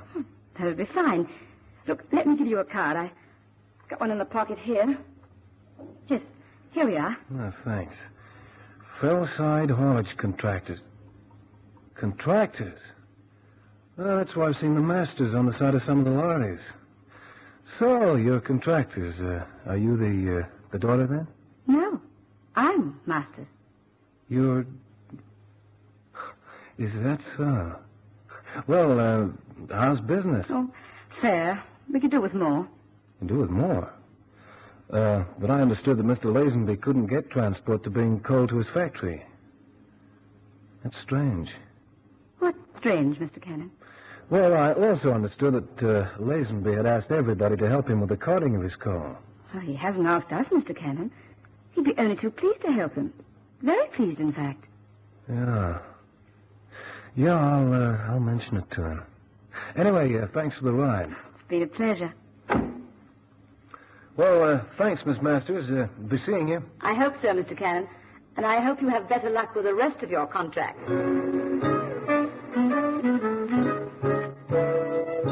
Watching the car as it drove away. Strange. Yes, certainly strange. Miss Masters, Fellside Haulage Contractors. What was it she'd said? We'd be only too pleased to help him. Very pleased, in fact. Yet Mr. Lazenbeard said, I just can't get anybody to help. There's a strike, and nobody will help me carry my coal. Cannon stood for a moment, and then turning, walked towards Mr. Lazenby's office. A few points had to be sorted out. Mr. Lazenby, I'm sorry to disturb you, but there are one or two things that I'd like to get straight. Yes, Mr. Cannon. First of all, there's something that puzzles me. I understand that you couldn't get any other transport for your coal. In other words, you'd asked everybody to help you, but no joy, there just wasn't anybody. That's quite correct, Cannon. There wasn't anybody. Anyway, not the last time I asked. Mr. Lazenby, I've just been dropped back here by a charming young lady, a Miss Masters. Oh, yes. Fellside Haulage Contractors. Well, what's wrong with them? Nothing that I know of, but when I asked them to help me, they were fully booked. I see. Look, I know it's none of my business, but can you tell me a little bit more about yours? You mean my business? Mm-hmm. Yes. Well, you're a reputable firm, and I'm prepared to let you know a little bit more about mine. Cannon, I have processed a plastic material. It's light, and it's as hard as steel. I'd say even harder. It's a material called toluene. Now, I have a contract to supply this material to one of the, well, in fact, the biggest aircraft firms in the country, the Delta Aircraft Corporation. It's possible that others have heard of my invention. Incidentally, I hold the world patent rights. And if they got in first, well, it could make quite a difference to John Lazenby. Yeah, I understand. You said Delta. Well, you're certainly starting at the top, and it certainly seems that somebody's trying to do you dirt. Now, can you help me at all? Is there anybody that you can think of that might want to see you down? I can think of a lot. But if we come just a little nearer home, I'm not all that happy about Masters Haulage Contractors. Yeah, that's what I've been thinking. Yet she's such a nice kid. Mr. Cannon, I thought you were impervious to the wiles of the fairer sex. Fairer sex in that. She's got a couple of mighty nice ankles.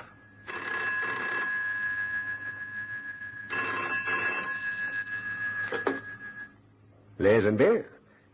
Oh, hello, Mr. Levin. Yes, well, you see, I've had some difficulties. I can assure you that I'm doing everything I can. Everything, Mr. Levin. I appreciate that. Your position. Oh, I'm sorry that you feel that way. Yes, I do assure you there'll be no more delays. I'll get the next delivery to you as soon as I possibly can. Yes.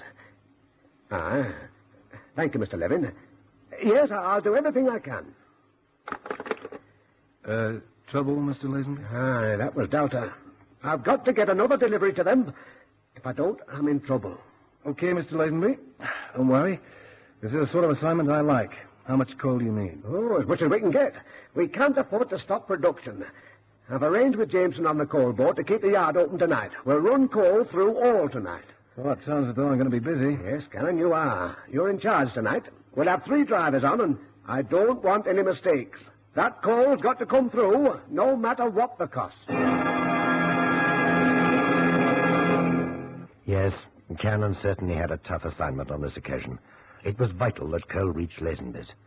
It takes a lot to shake Cannon, and he, as much as anybody else, was determined that the coal would get through that night.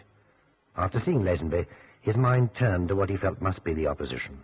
He decided to ring Miss Masters. 3, 6, 1, 8.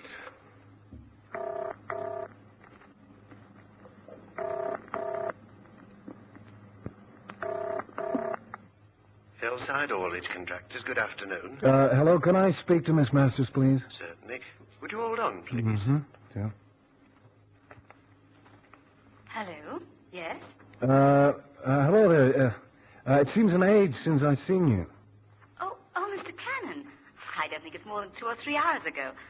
Anyway, it's nice to hear from you. Are you in trouble again? No, I just wondered if you were tied up this evening, say around 5 o'clock? Oh, I'm afraid I am. One of those business dues. Oh, I'm sorry. Well, maybe tomorrow. That sounds fun. Will you ring me in the morning and confirm that? Yeah, I'll do that.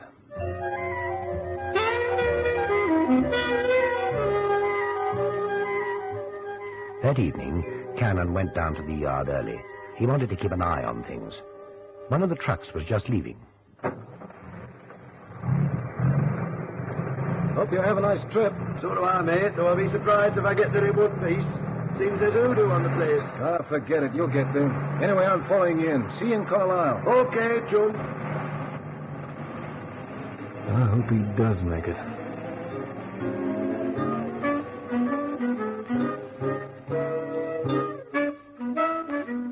Cannon leaned against a wall.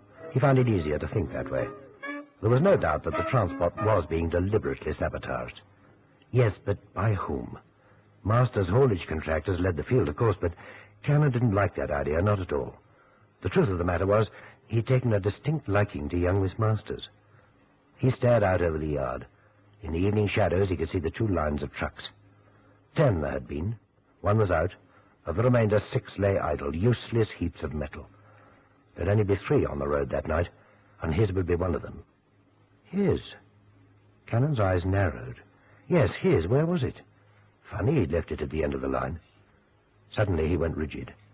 Was it his imagination, or had he seen someone by the trucks there? He melted into the shadows, moving swiftly towards them.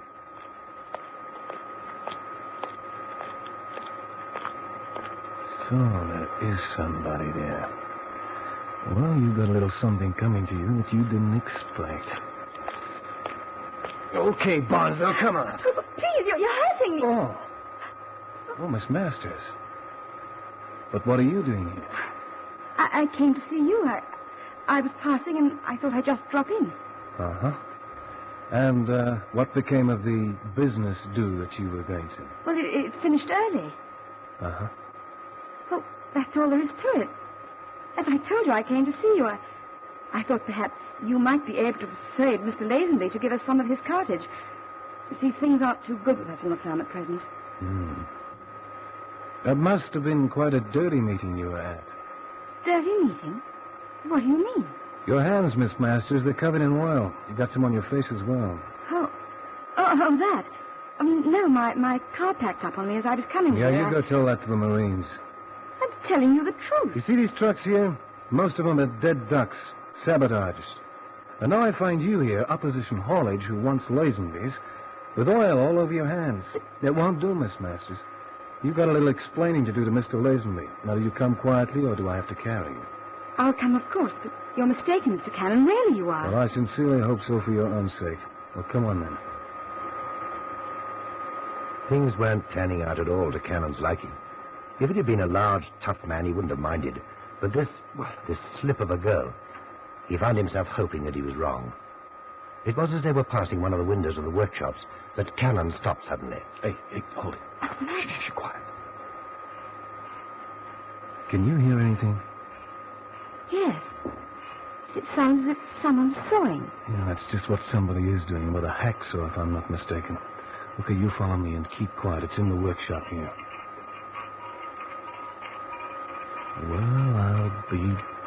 That's my truck. Yes. And there's someone underneath it. You can see his legs sticking out. Okay, you stay here. We'll soon settle this.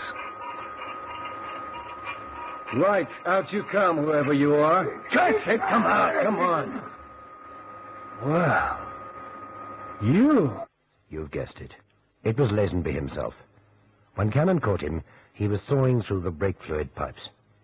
Just close to the factory was a steep hill.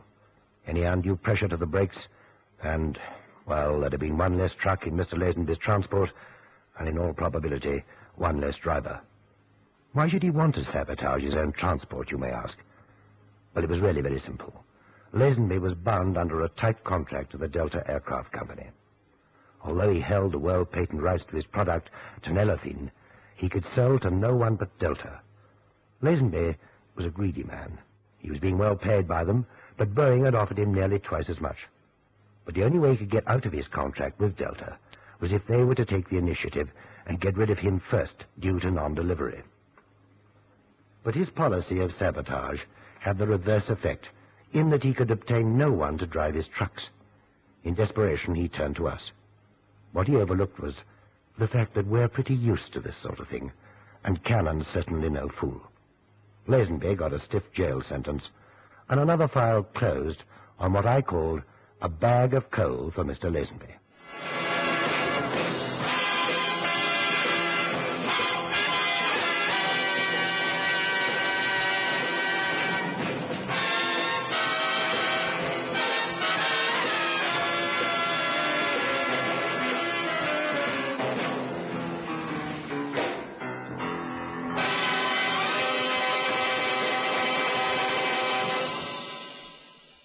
Latest report on the transport strike, Mr. Cartwright. General strike throughout the Midlands and southern counties, sir. For all transport not owner-driven. I've got to get truck 64 through tomorrow to Birmingham from London. At all costs, Mother. Oh, there'll be pickets everywhere, sir. The drivers are in an angry mood. You won't find one volunteer in the entire business. Yeah, that's so. Well, you may be right, Mother. Not owner-driven, eh? Well, there's more than one way of skinning this cat. Take a look at this ad in the Mail. Assignments unlimited, it says. Do anything. Make an appointment for me, Mother. The address is 33 Half Moon Street. Aubrey Mason at your service. At Assignments Unlimited, we do anything, anywhere, at any time. 33 Half Moon Street.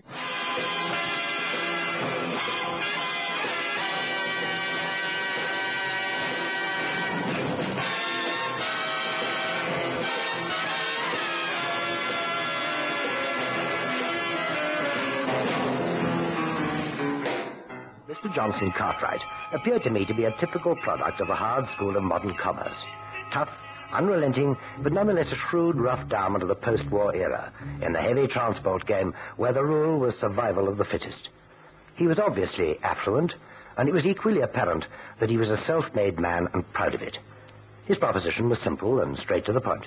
Your ad in the paper says go anywhere, do anything, right? Well, that's the general idea. I want you to drive a truck for me tomorrow from London to Birmingham. I'll pay you £50. It seems a large sum for such a simple task, Mr. Cartwright. Not so simple. The man who drives it will need to be pretty resourceful. Anyone who breaks the strike is called a blackleg. That word, blackleg, has an unpleasant ring in the ears of trade unionists. You mean my man might be waylaid and beaten up? Yes. Hence the high fee. That's right.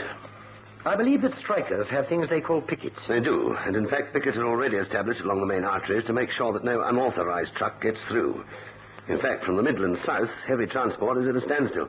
Might I inquire how you expect one of my men to spirit a truck through the pickets? You may indeed. The strike calls for a standstill of all transport that is not privately owned. There's no restriction on an owner driving his personal lorry. It might occur to you that I might drive this truck on the Birmingham run since I own all the lorries. If I did so, it would be taken as a deliberate flaunting of the lorry driver's rights. And when the strike is over, I'd never find another driver to work for me. I should make it clear, Mr. Cartwright, that we at Assignments Unlimited do not own any lorries. Not yet, Mr. Mason. I have a heavy 10-tonner that must get through tomorrow. Truck 64 in my Pell Street sheds. The papers relating to this truck are in my briefcase here. All that's required is a signature from your driver, and he becomes the owner. Oh, I think I understand. You transfer the truck into my operator's name.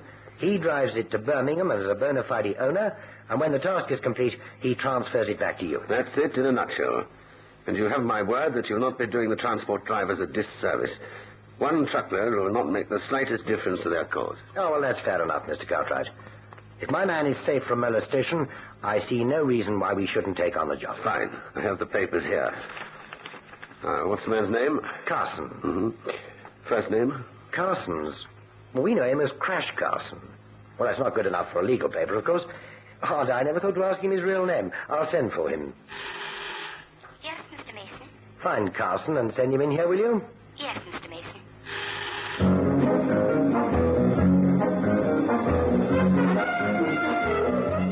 I was right about Mr. Cartwright's affluence. He paid in advance. Carson duly arrived and signed the papers.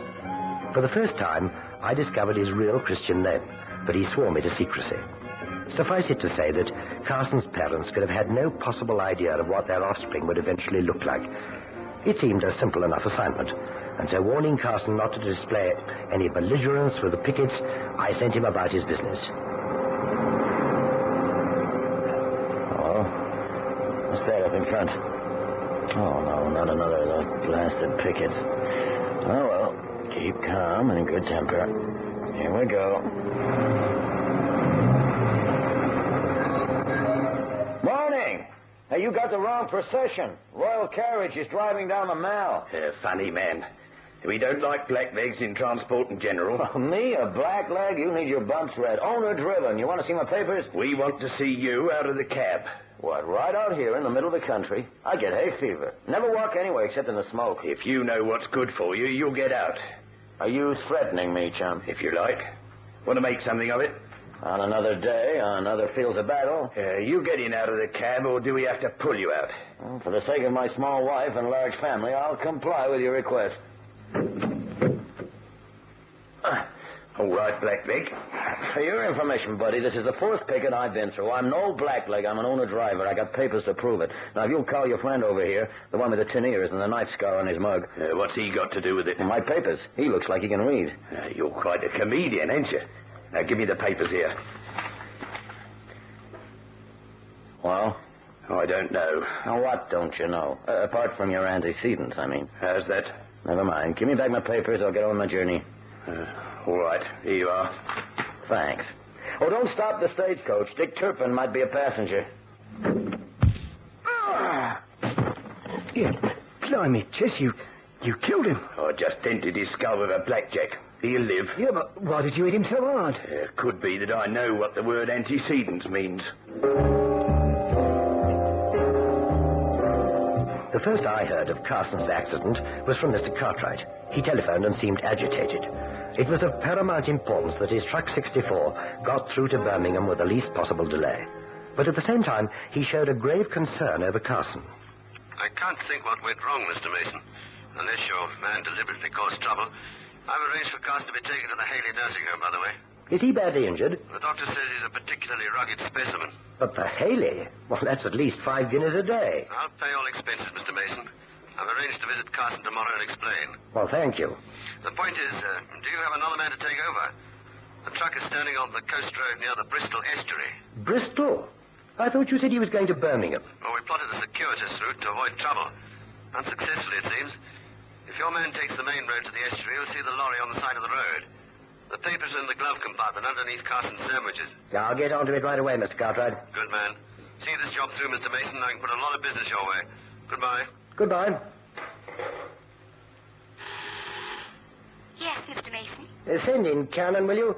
Tell him I've got a job that's just up his alley. Oh, and Miss Fairweather. Yes, sir. Tell him to make sure his life insurance policy is up to date. Fortunately for Cannon, my pessimism was unjustified. I dropped him at the abandoned truck, and he continued with the journey to Birmingham without incident. A staff car from the Cartwright organization brought him back to London, where he paid a visit to the sickbed of Crash Carson in the Haley nursing home. Cheerful as always, Carson sat up in bed, his head swathed in white bandages. Hi. You open for business, Crash? Oh, come in, Cannon boy. Drag up a chair. Brother, you look like you headed for trouble. How do you feel? Oh, can't complain. Okay, give me the lowdown. What happened? Well, I got stopped a couple of times, but the papers were in order, so the pickets let me through. Well, then I get stopped by the estuary. I got your papers checked again. And just as I was getting into the cab with my back turned to this geezer, wham! On the noggin with a blackjack. Woke up here. Nice, ain't it? And why did the guy slug you? Well, how should I know? I'll tell you just 5 minutes after I found him. Well, then again, in a way, he did me a favor. A favor? Yeah, take a look at this note. It says from Mr. Cartwright. Cartwright by name and Cartwright by nature. Token of my regret and the hope it will help your family while you're incapacitated. N.C. Nicholas Cartwright. And what was the token? 100 quid in fivers. Hey, that's a lot of dough for a roughing up. Uh-huh. Unless you got to pay your own bill here. Well, he takes care of everything. Pity you had an uneventful trip. You know, Christ, there's something here that just doesn't gel. When I took the truck through, he doubled up the money. That makes £200 for one journey, plus the hospital expenses. I wonder what was in that truck that could have been that important. Oh, who cares? What's up, you jealous? Look, Crash, I don't see why you should get attacked at all. And if the ownership papers gave you a passport to Birmingham, why go miles out of your way via the estuary? Then again, only thugs use blackjacks. Now, I know something about strikes. The pickets try and stop the blacklegs, okay? But all they want to do is make sure the transport doesn't run. Why beat up a guy for no reason? Well, don't think I haven't asked myself the same question a dozen times while I've been lying here. Come up with any answers? Demonstrators like to show their faces. Getting tough is just to set an example. So why choose a lonely stretch of coast road? Well, we're getting in tune, big brother boy. Where you hijacked, there were no witnesses, huh? Well, except perhaps anyone who was on the lugger. On the what? Well, there was a sailing lugger standing offshore right opposite the place where they stopped me. Someone on board might have seen. Well, then again, what interest would a sailor have in a road transport strike? Oh, I'd like to have another look at that place you got lumbered, friend. I'd like to take a good look. To Assignments Unlimited, Cannon asked if he might borrow the car to take a run down to the estuary. Unfortunately, I couldn't help him right then. The car was out on another job. But then fate took a hand in Cannon's favor. Yes? Mr. Cartwright on the line, sir. Oh, put him through, will you? Hello? Hello, Mason. Speaking. Have you seen the papers? Oh, not yet. Why? The strike is still on and they've reached a deadlock. Well, this must be very trying for you, Mr. Cartwright. I have another assignment for you if you're interested. Truck 64. Yes, as a matter of fact, it's the same lorry. 10 tons of merchandise for Birmingham via the estuary. I'd rather your man did take the roundabout route. There'll be no trouble this time, I'm sure. I've informed the police about the incident with Carson, and I'm quite sure no one will hang around that area for the duration of the strike. Well, what do you say? Oh, Cannon will be pleased to drive for you, Mr. Cartwright. Oh, and by the way, I have to thank you for the care you've taken of Carson. He showed me your note. Oh, I'd have done the same for any of my regular drivers. Well, then, the same depot, Fell Street, 6 a.m. tomorrow. He'll be there. Thanks again. Bye. Goodbye, Mr. Cartwright. Well, Cannon, it looks as though you'll have your wish after all. That was Cartwright again, and he wants another load delivered to Birmingham along the same route. Ah, that's just dandy. Did I hear you say tomorrow morning? 6 a.m. I'll be there on the dot. If I drive fast, I can have half an hour to case that joint by the estuary and still arrive in Birmingham on time. Tell me, why are you so interested in going over the ground where Carson was beaten up? I got a hunch, Chief, and I always like to play my hunches alone. And on this trip, I'll be all alone. Fate is, of course, precocious. But Cannon wasn't reflecting on that as he prepared to take over the truck and drive his lonely route to the estuary.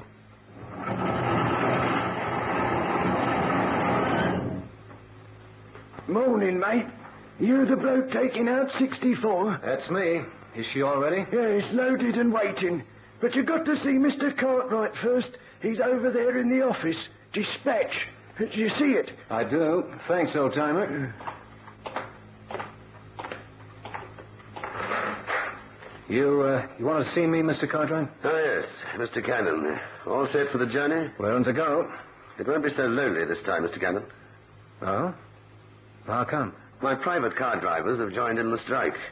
I have a lady on the staff who must be in Birmingham by tonight. She'll be here in a moment. She will accompany you on the trip. Cannon disguised his disappointment and waited for the lady to turn up. His annoyance at having a passenger dissipated when he saw her. A trim figure was sheathed in an expensive, hand-tailored suit, her flaming red hair swept over her neck by the practiced hands of an artist in coiffure. Cannon vaguely wondered what sort of job in the Cartwright business warranted a salary that could pay for this kind of ensemble. He attempted to find out during the drive towards the estuary. You worked for Cartwright a long time, miss? Well, a few years. And I wish you wouldn't keep calling me miss.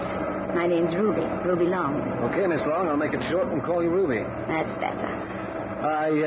I can't think why Mr. Cartwright should send you all this way in a truck. You might oil up that nice suit. Oh, I had old Shivers clean the cab this morning early. Yeah, but I mean, it's only a road strike. You could have gone by train and been really comfortable. That's true, but I have a special reason for coming by truck. You see, I have an aunt who lives near the estuary, and I want to call on her for a short while. Uh-huh. Well, how about Mr. Cartwright? He might jib at the delay. Well, he knows about it. That's why he let me come by truck. We'll have tea with her. It'll break the journey for both of us. Whatever you say, Ruby. Tell me where to turn off. It's not far from here. The house is on the hill by the main road, just before it runs along the beach. Oh, yeah, I know it. You do? Yeah, that's where Carson got hijacked. Down the road where it passes alongside the sea. I picked up the truck after the thug hit him, and I drove it the rest of the journey. Yes, Mr. Cartwright told me about it. Nasty business. But then lorry drivers are a rough lot. I should know. What's your occupation then, Ruby? In the business, I mean. I'm confidential secretary to the boss. Oh, there's the house now. See? Oh, yeah. Right on the top of the hill. And don't bother to try and turn into the drive. Just park off the road facing downhill and we'll walk up to the house. That way we can drive off easily after tea. Whatever you say, Ruby. Tea, did you say? Of course, you're an American. I'm sure my aunt will have something a little stronger. There's a good place to pull in. Okay.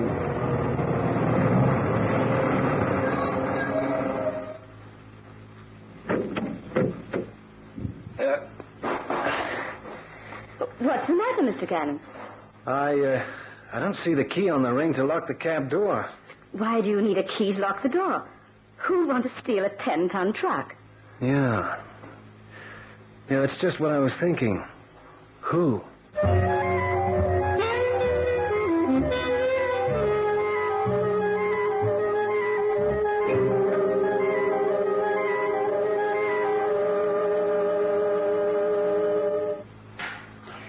Auntie's on the phone. She said to say goodbye for her. Shall we go? We'd better, Ruby. That's the longest tea party I ever sat in on. Oh, I'm sorry, Mr. Cannon. I haven't seen her for so long, and there was so much to talk about. Yeah, so I noticed. 1 hour. Well, the roads are clear now with the strike. I'm sure you can make up the time. And thank you for putting up with our gossip. It must be boring for a man. All in the line of duty, Ruby. You lead the way. Through here. Okay.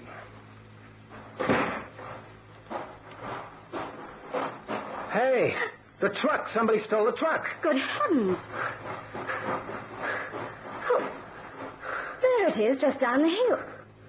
You must have left the handbrake off. Ma'am, I did not leave the handbrake off. If I had, it would have run down the hill the minute we left it. Yes. Well, the regular drivers always put chocks under the wheels when they park on a downhill slope. I understand that the brake can work itself loose when the lorry is heavily loaded. Well, I just hope that the back doors are still sealed, that's all. If I goof on this job, I have to answer to my chief. I'd rather face Judgment Day than him when he blows his top. The doors look all right. I'm sure it must have been the brake. Look, I told you I put that brake on, but good. Uh-huh. Huh? Are the seals intact? Yeah. Come on, let's get into the cab.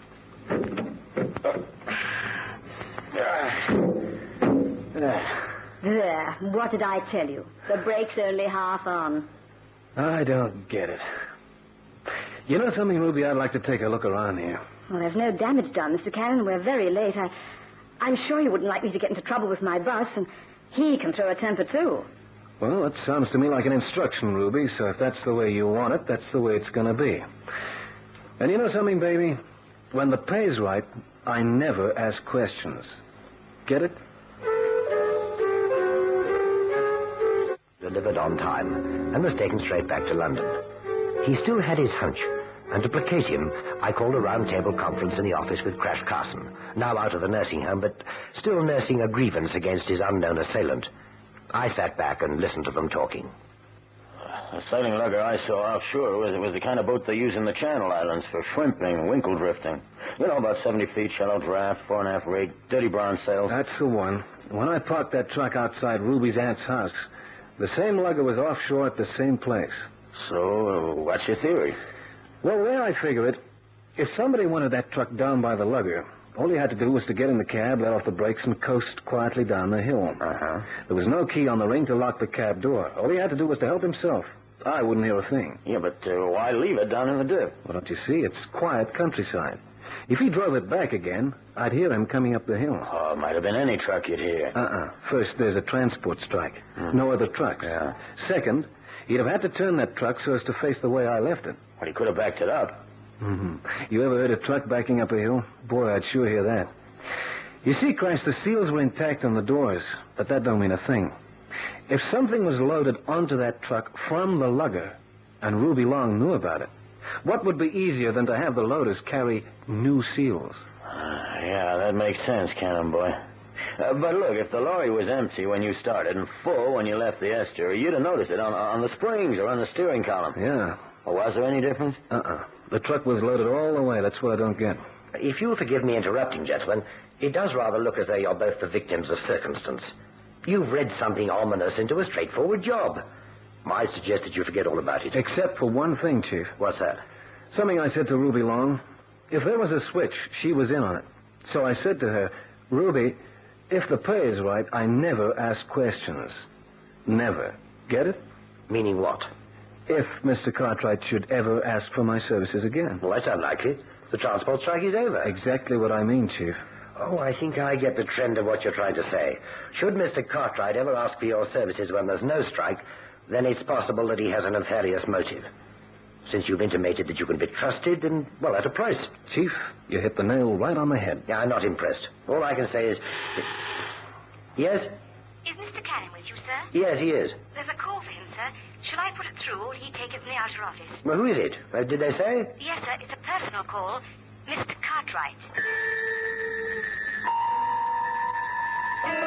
Cannon made an assignation with Mr. Cartwright, who simply wanted his services as a truck driver for 2 days.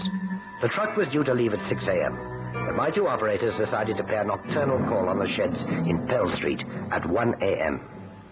Well, here we are. Now then, can you see anything? I can see the truck. Old man's still there. Don't he ever sleep? Try the catch on the window. If we can open it, we can hear what's going on. Well, there's nothing going on. Well, try and open it anyway. Go on.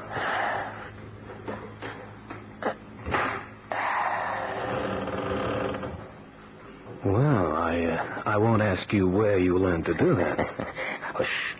Someone coming. All right, you men. You can start loading. It's Cartwright.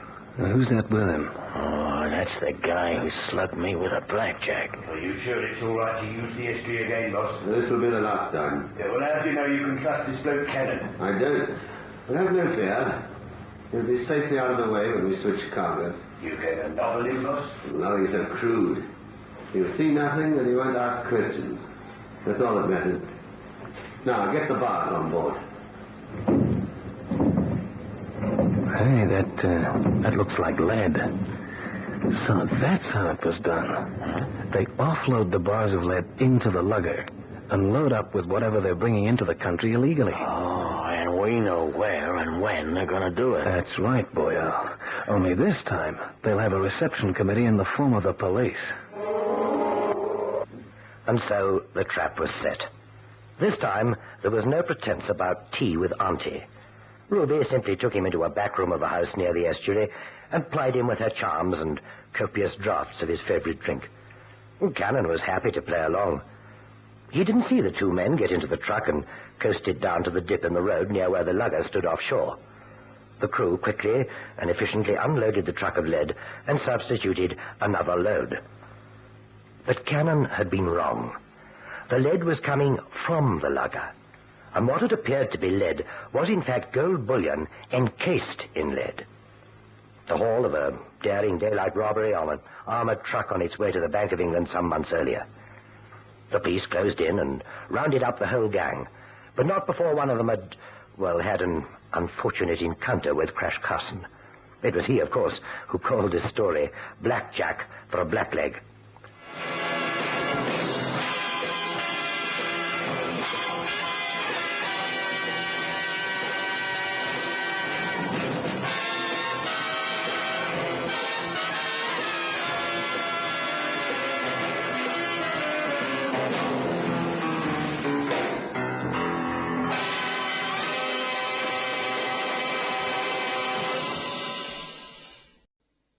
Early 19th century, and as perfect as the day the craftsman made it. I shall hate to part with it from the shop. Is there any demand for old grandfather clocks, Mr. Merriweather? Well, for a perfect antique, there is always a demand, even at the price I shall ask. And that is? 2,000 guineas. Oh, you'd better double the locks on your doors, Mr. Merriweather. 2,000 guineas is a great temptation. I've done better than double the locks, Mr. Perry. I've an appointment this afternoon with a gentleman who supplies night watchmen. Is he reliable? Oh, yes, indeed. They call themselves Assignments Unlimited, and they have an office at 33 Half Moon Street. Aubrey Mason at your service. At Assignments Unlimited, we do anything, anywhere, at any time. 33 Half Moon Street.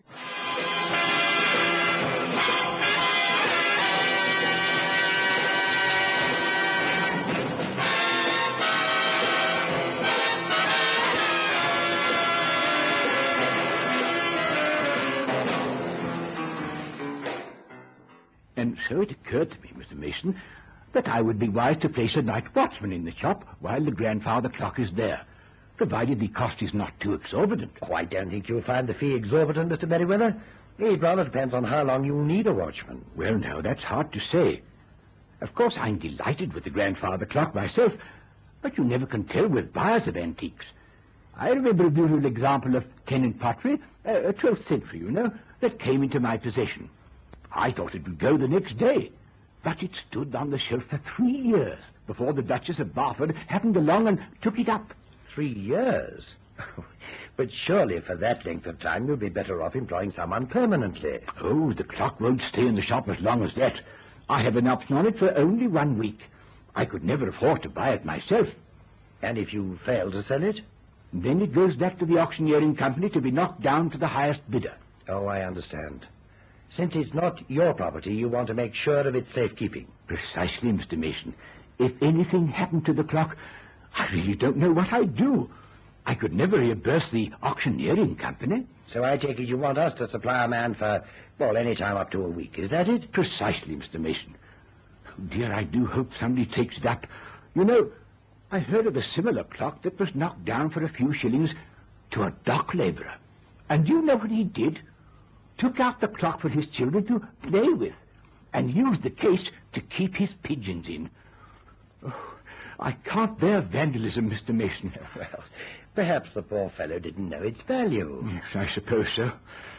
Oh, well, I suppose I must get back to the shop. I'll expect your man about 6. I don't usually leave until then. Well, good day to you, Mr. Mason. Good day, Mr. Merriweather. And we never did discuss the fee after all. Oh, well. Yes, sir. Put Cannon on, will you? Yes, sir. You're through to Mr. Cannon, sir. You want me, Chief? Yes, I got a job for you. How are you feeling after your Riviera holiday? All keyed up, Chief. Then I've got the perfect job to help you unwind. You're going to play nursemaid to a grandfather clock.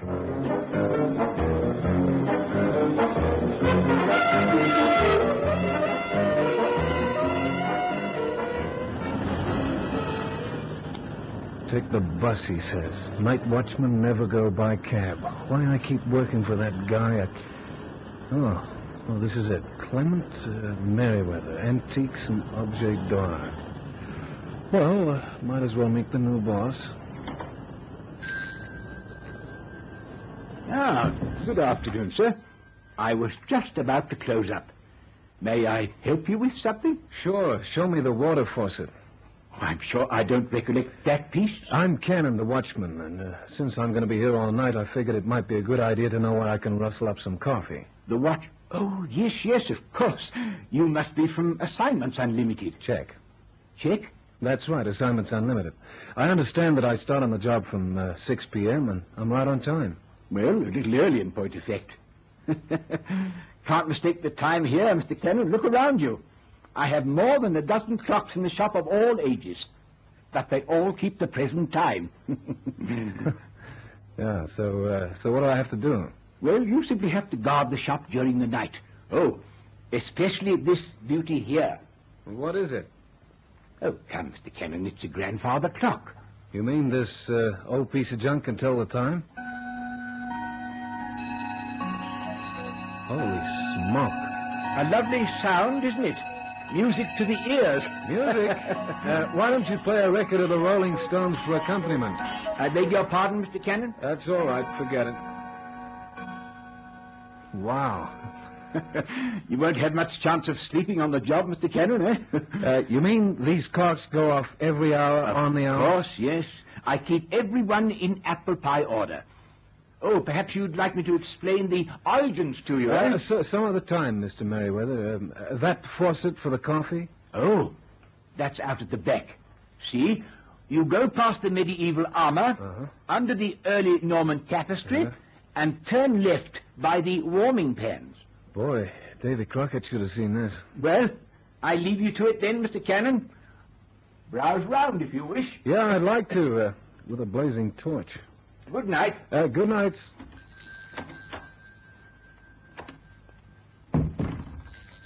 Now, what did he say? Past the armor. Push aside the tapestry. Brother, this must have been hung up by the doll who made it. Warming pans. Now, what do you suppose a warming pan would look like? This, maybe? Copper kettle on the end of a baseball bat? Turn left. Eureka. And I'm wrong at that. Archimedes used a bath.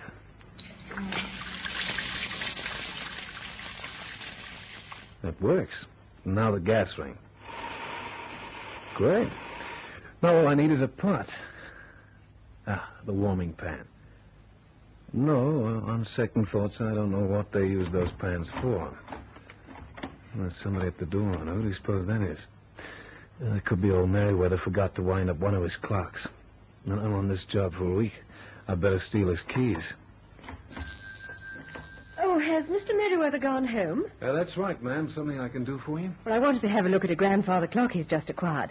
Unfortunately, I was delayed in the traffic. Well, he'll be back in the morning, ma'am. Oh, that's no good, I'm afraid. It'll be too late. Ma'am, this timepiece has stood around for a long time. It'll still be here in a couple of thousand years more.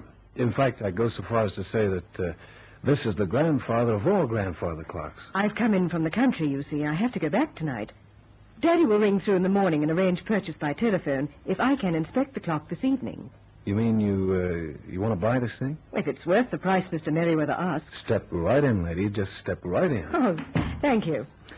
While you're at it, there's a dozen more draped around. Maybe the old boy will give them to you wholesale. Are you the new assistant here, then? No, I'm the night watchman, first day on duty. Oh, I see. But only until somebody buys that grandfather clock. You don't sound too happy with your job. I'm not.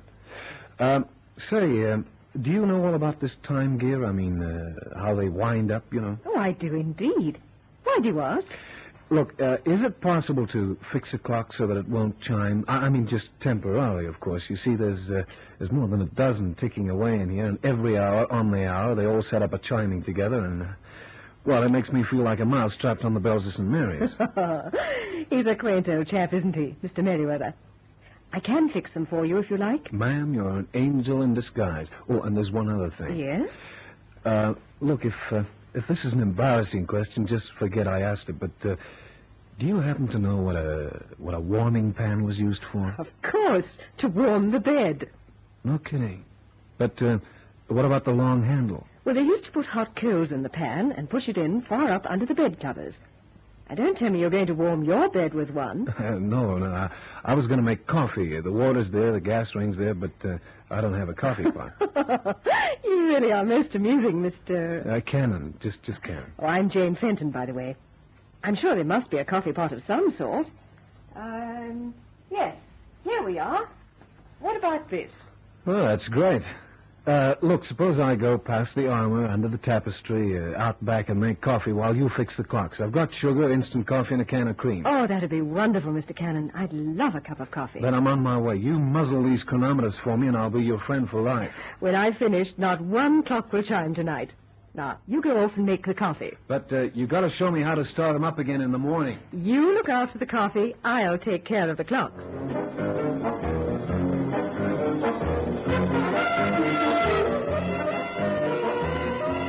With the company of this most attractive girl, went up to the back of the shop to borrow water for the coffee. Jane Fenton, he thought, must really know about clocks, for he half expected to hear her clattering around the shop. But she made no sound. Eventually, the coffee was ready, and beaming with delight, Cannon returned to where he'd left the girl by the grandfather clock. Come and get it. Coffee's ready. But you know, Sonny, we forgot cups to drink from. Maybe you can rustle up a couple of mean bowls of... Miss Fenton? Miss Fenton, where are you? Did you fix the clocks? Miss Fenton? Holy mackerel. There's something screwy about this. Hey, Miss Fenton! She's not here. But she couldn't have gone through the door. I'd have heard the doorbell. Bell, yeah. Well, what do you know? The striking pin on the bell is held back by tape. She didn't even look at the clocks. The only bell she fixed was the one on the door. Now, I wonder why she did that. Wildered Cannon shook his head and, turning, marched back to his coffee. The girl, Jane Fenton, had taped the shop's doorbell so that he wouldn't hear her leaving. But why? If she objected to fixing the clocks, or if she objected to Cannon for that matter, surely all she had to do was thank him politely and go. It was then he noticed something about the grandfather clock. 5 minutes to 7. Must have stopped. Oh, so she did fix one of the clocks. Now, how do you suppose I started up again? The pendulum's inside the door. Oh, it's locked. And there's no key. How do you think she opened it without a key? Hello there. Oh, I'm lucky. I thought you'd be closed already. Now, the shop is closed. Oh. Well, the door was open, so I came in. Are you Mr. Merriweather? No, I'm the watchman. Like I said, the shop's closed. Oh, pity. Look, I wanted to look at the grandfather clock. I understand it's for sale. Well, how is it you want to look tonight? It's after 7. The clock will still be there tomorrow, my friend. Yes, I realize that. You say you're the night watchman? Uh-huh. Then I'm sure a pound note wouldn't be out of place. If it was in my pocket, it would. What's the idea? You trying to bribe me? Bribe? Good heavens, all I want to do is have a look at the clock. You know, to see if it's worth what he's asking. And what is he asking? 2,000 guineas. You're not serious? Very serious. And I wouldn't be surprised if Mr. Merriweather had a dozen buyers in here tomorrow morning. 2,000 guineas for that load of junk? If it's genuine, it's early 19th century. A masterpiece of construction and a very valuable antique. Well, can I have a look at it? I still ask you, why tonight? You see, if it's the genuine article, then I shall be outside the shop at the crack of dawn to be sure of getting in first. For 2,000 guineas? In cash. Here's the pound note. Well, you'll get no joy out of that, grandfather. It's locked and there isn't a key. No, I can manage all right.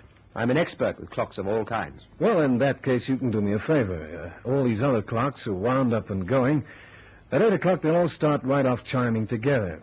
Could you fix them for one night so that they keep the peace? I'd want to know how to start them up again before Mr. Merriweather arrives. Very well. Come with me and I'll show you. With the pendulums, you just hold them still. Mm-hmm. See, this is the pendulum. Yep. Now there are 7. I'll show you the first one, and we'll do them together. Okay. All right? You just hold it still, now. huh? Yes.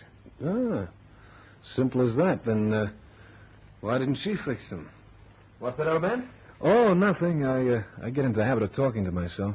You know how it is. A night watchman leads a lonely life. Yes, I suppose so.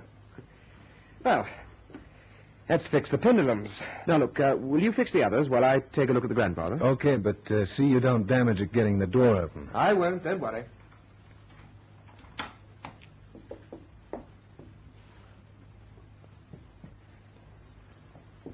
What are you doing in that thing? Testing for dry rot. It's a beautiful piece, but if a worm gets into the wood, the clock is useless. In time, the whole thing will be reduced to powder. Oh, not the working parts, of course. This pendulum, for instance, is made of solid brass. It's heavy. It'll last forever. So, what's the verdict? Unfortunately, there is a trace of worm. It's still in magnificent condition. It's a magnificent piece to acquire, although I'm not sure that his price isn't too high. However, it was good of you to allow me to examine it. Well, it's the easiest pound I ever earned and you ever lost, Mr. Oh, Trigg's the name. Mr. Trigg. Mm-hmm. Yeah, now I must go. It's getting late. Oh, only 7:25. Oh, of course, all the clocks are stopped. It's 25 to 8. Yes, and you've got a long night in front of you, I suppose. Good night. Good night. I think I'll have a look at that clock myself. He locked it again. Wonder what they were looking for. Oh, well, the clocks won't chime again tonight, so I may as well get a few hours sleep. Oh, brother, business as usual. Old Merriweather should move his stall onto the railroad station. Okay, I'm coming. The shop's closed. I know that. Do you think I've lost my sense of sight? What do you want? Who are you? The night watchman? And if you'll just stand to one side, I'll come in. Look, I'm the night watchman. Nobody comes in after hours. Do you know whom you're addressing? No. And what's more, I don't care. You impertinent fellow. Okay, take it easy, Grandad. I'm Lord Blenstoke and a customer of Mr. Merriweather. I'll see you lose your job over this. Be doing me a favor. Now, good night. The shop is open for business at 9 in the morning. Just a minute. Perhaps I was a little hasty. The fact is, I left a briefcase somewhere today. It has some important papers in it which are confidential. I've retraced my steps to everywhere I can think of that I've visited today, but I've had no luck. I was in this shop this morning, and I wondered if by some chance I left it here. So you want to come in and look around, is that it? Yes. Okay, come on in, but make it snappy. I want to get some rest, huh? Well, are you allowed to sleep on the job? Well, I've tried 3 times to make a pot of coffee. Every time it goes cold on me. This shop is busier when it's closed than when it's open. What's that? You've had other nocturnal callers? Not only that, I've had other night visitors. Who were your other visitors? A dame called Jane Fenton and a guy named Trigg. What? And why the surprise, Duke? What did they come here for? Well, Mr. Merriweather has a valuable possession in the shop. He wouldn't think so to look at it, but it's worth 2,000 guineas. That clock over there. The grandfather clock? The same. Oh, may I look at it? Oh, no, not you, too. I'd make it worth your while. You know, a couple of months on the night watch and I could retire. Okay, go ahead, help yourself. It's locked, but I've no doubt you can open it. As a matter of fact, I can. I am... Yes, an expert in these things, I know. So were the others. At least they said they were. Mind you, I know that Trigg knew his stuff. He fixed all the clocks so they wouldn't chime on account of they were ruining my beauty sleep. What excuse did Miss Fenton and Mr. Trigg make? Well, it wasn't a lost briefcase. They came right out and said they wanted a pre-inspection of the antique. Did they tell you who they were? What's your name, by the way? Cannon. Well, Cannon? They only said that they might be interested in buying it, that's all. How odd. The clock was delivered here from the auctioneers. If they were all that keen, they could have made a deal with Merriweather at any time today. Well, Jane Fenton said she'd come in from the country. Yes, that's true. She lives just outside London. It was only an hour away, and the clock was well advertised. Everyone knew it was in this shop. So you've got my interest roused. Who and what are Miss Jane Fenton and Mr. Trigg? Antique dealers. Then I don't get it. I mean, why didn't they give Mr. Merriweather a ring? You may well ask. Isn't it obvious that they wish to examine the clock unobserved? But I watched Trigg at work. He said he was looking for termites. That's not true. He wasn't looking for termites. He was searching for something else. Well, like what? That's what we're going to try and find out, Cannon. You mean you don't know? No. And I really did come to look for my briefcase. It's there on Merriweather's desk. Oh, yeah. You know, it's screwy. So, how do we find out what they wanted to find out? Merriweather loves his possessions as a mother loves its child. The difference is he makes copious notes of the history of his antiques, whereas a mother keeps a snapshot album. His ledger is on the desk. Let's get to work.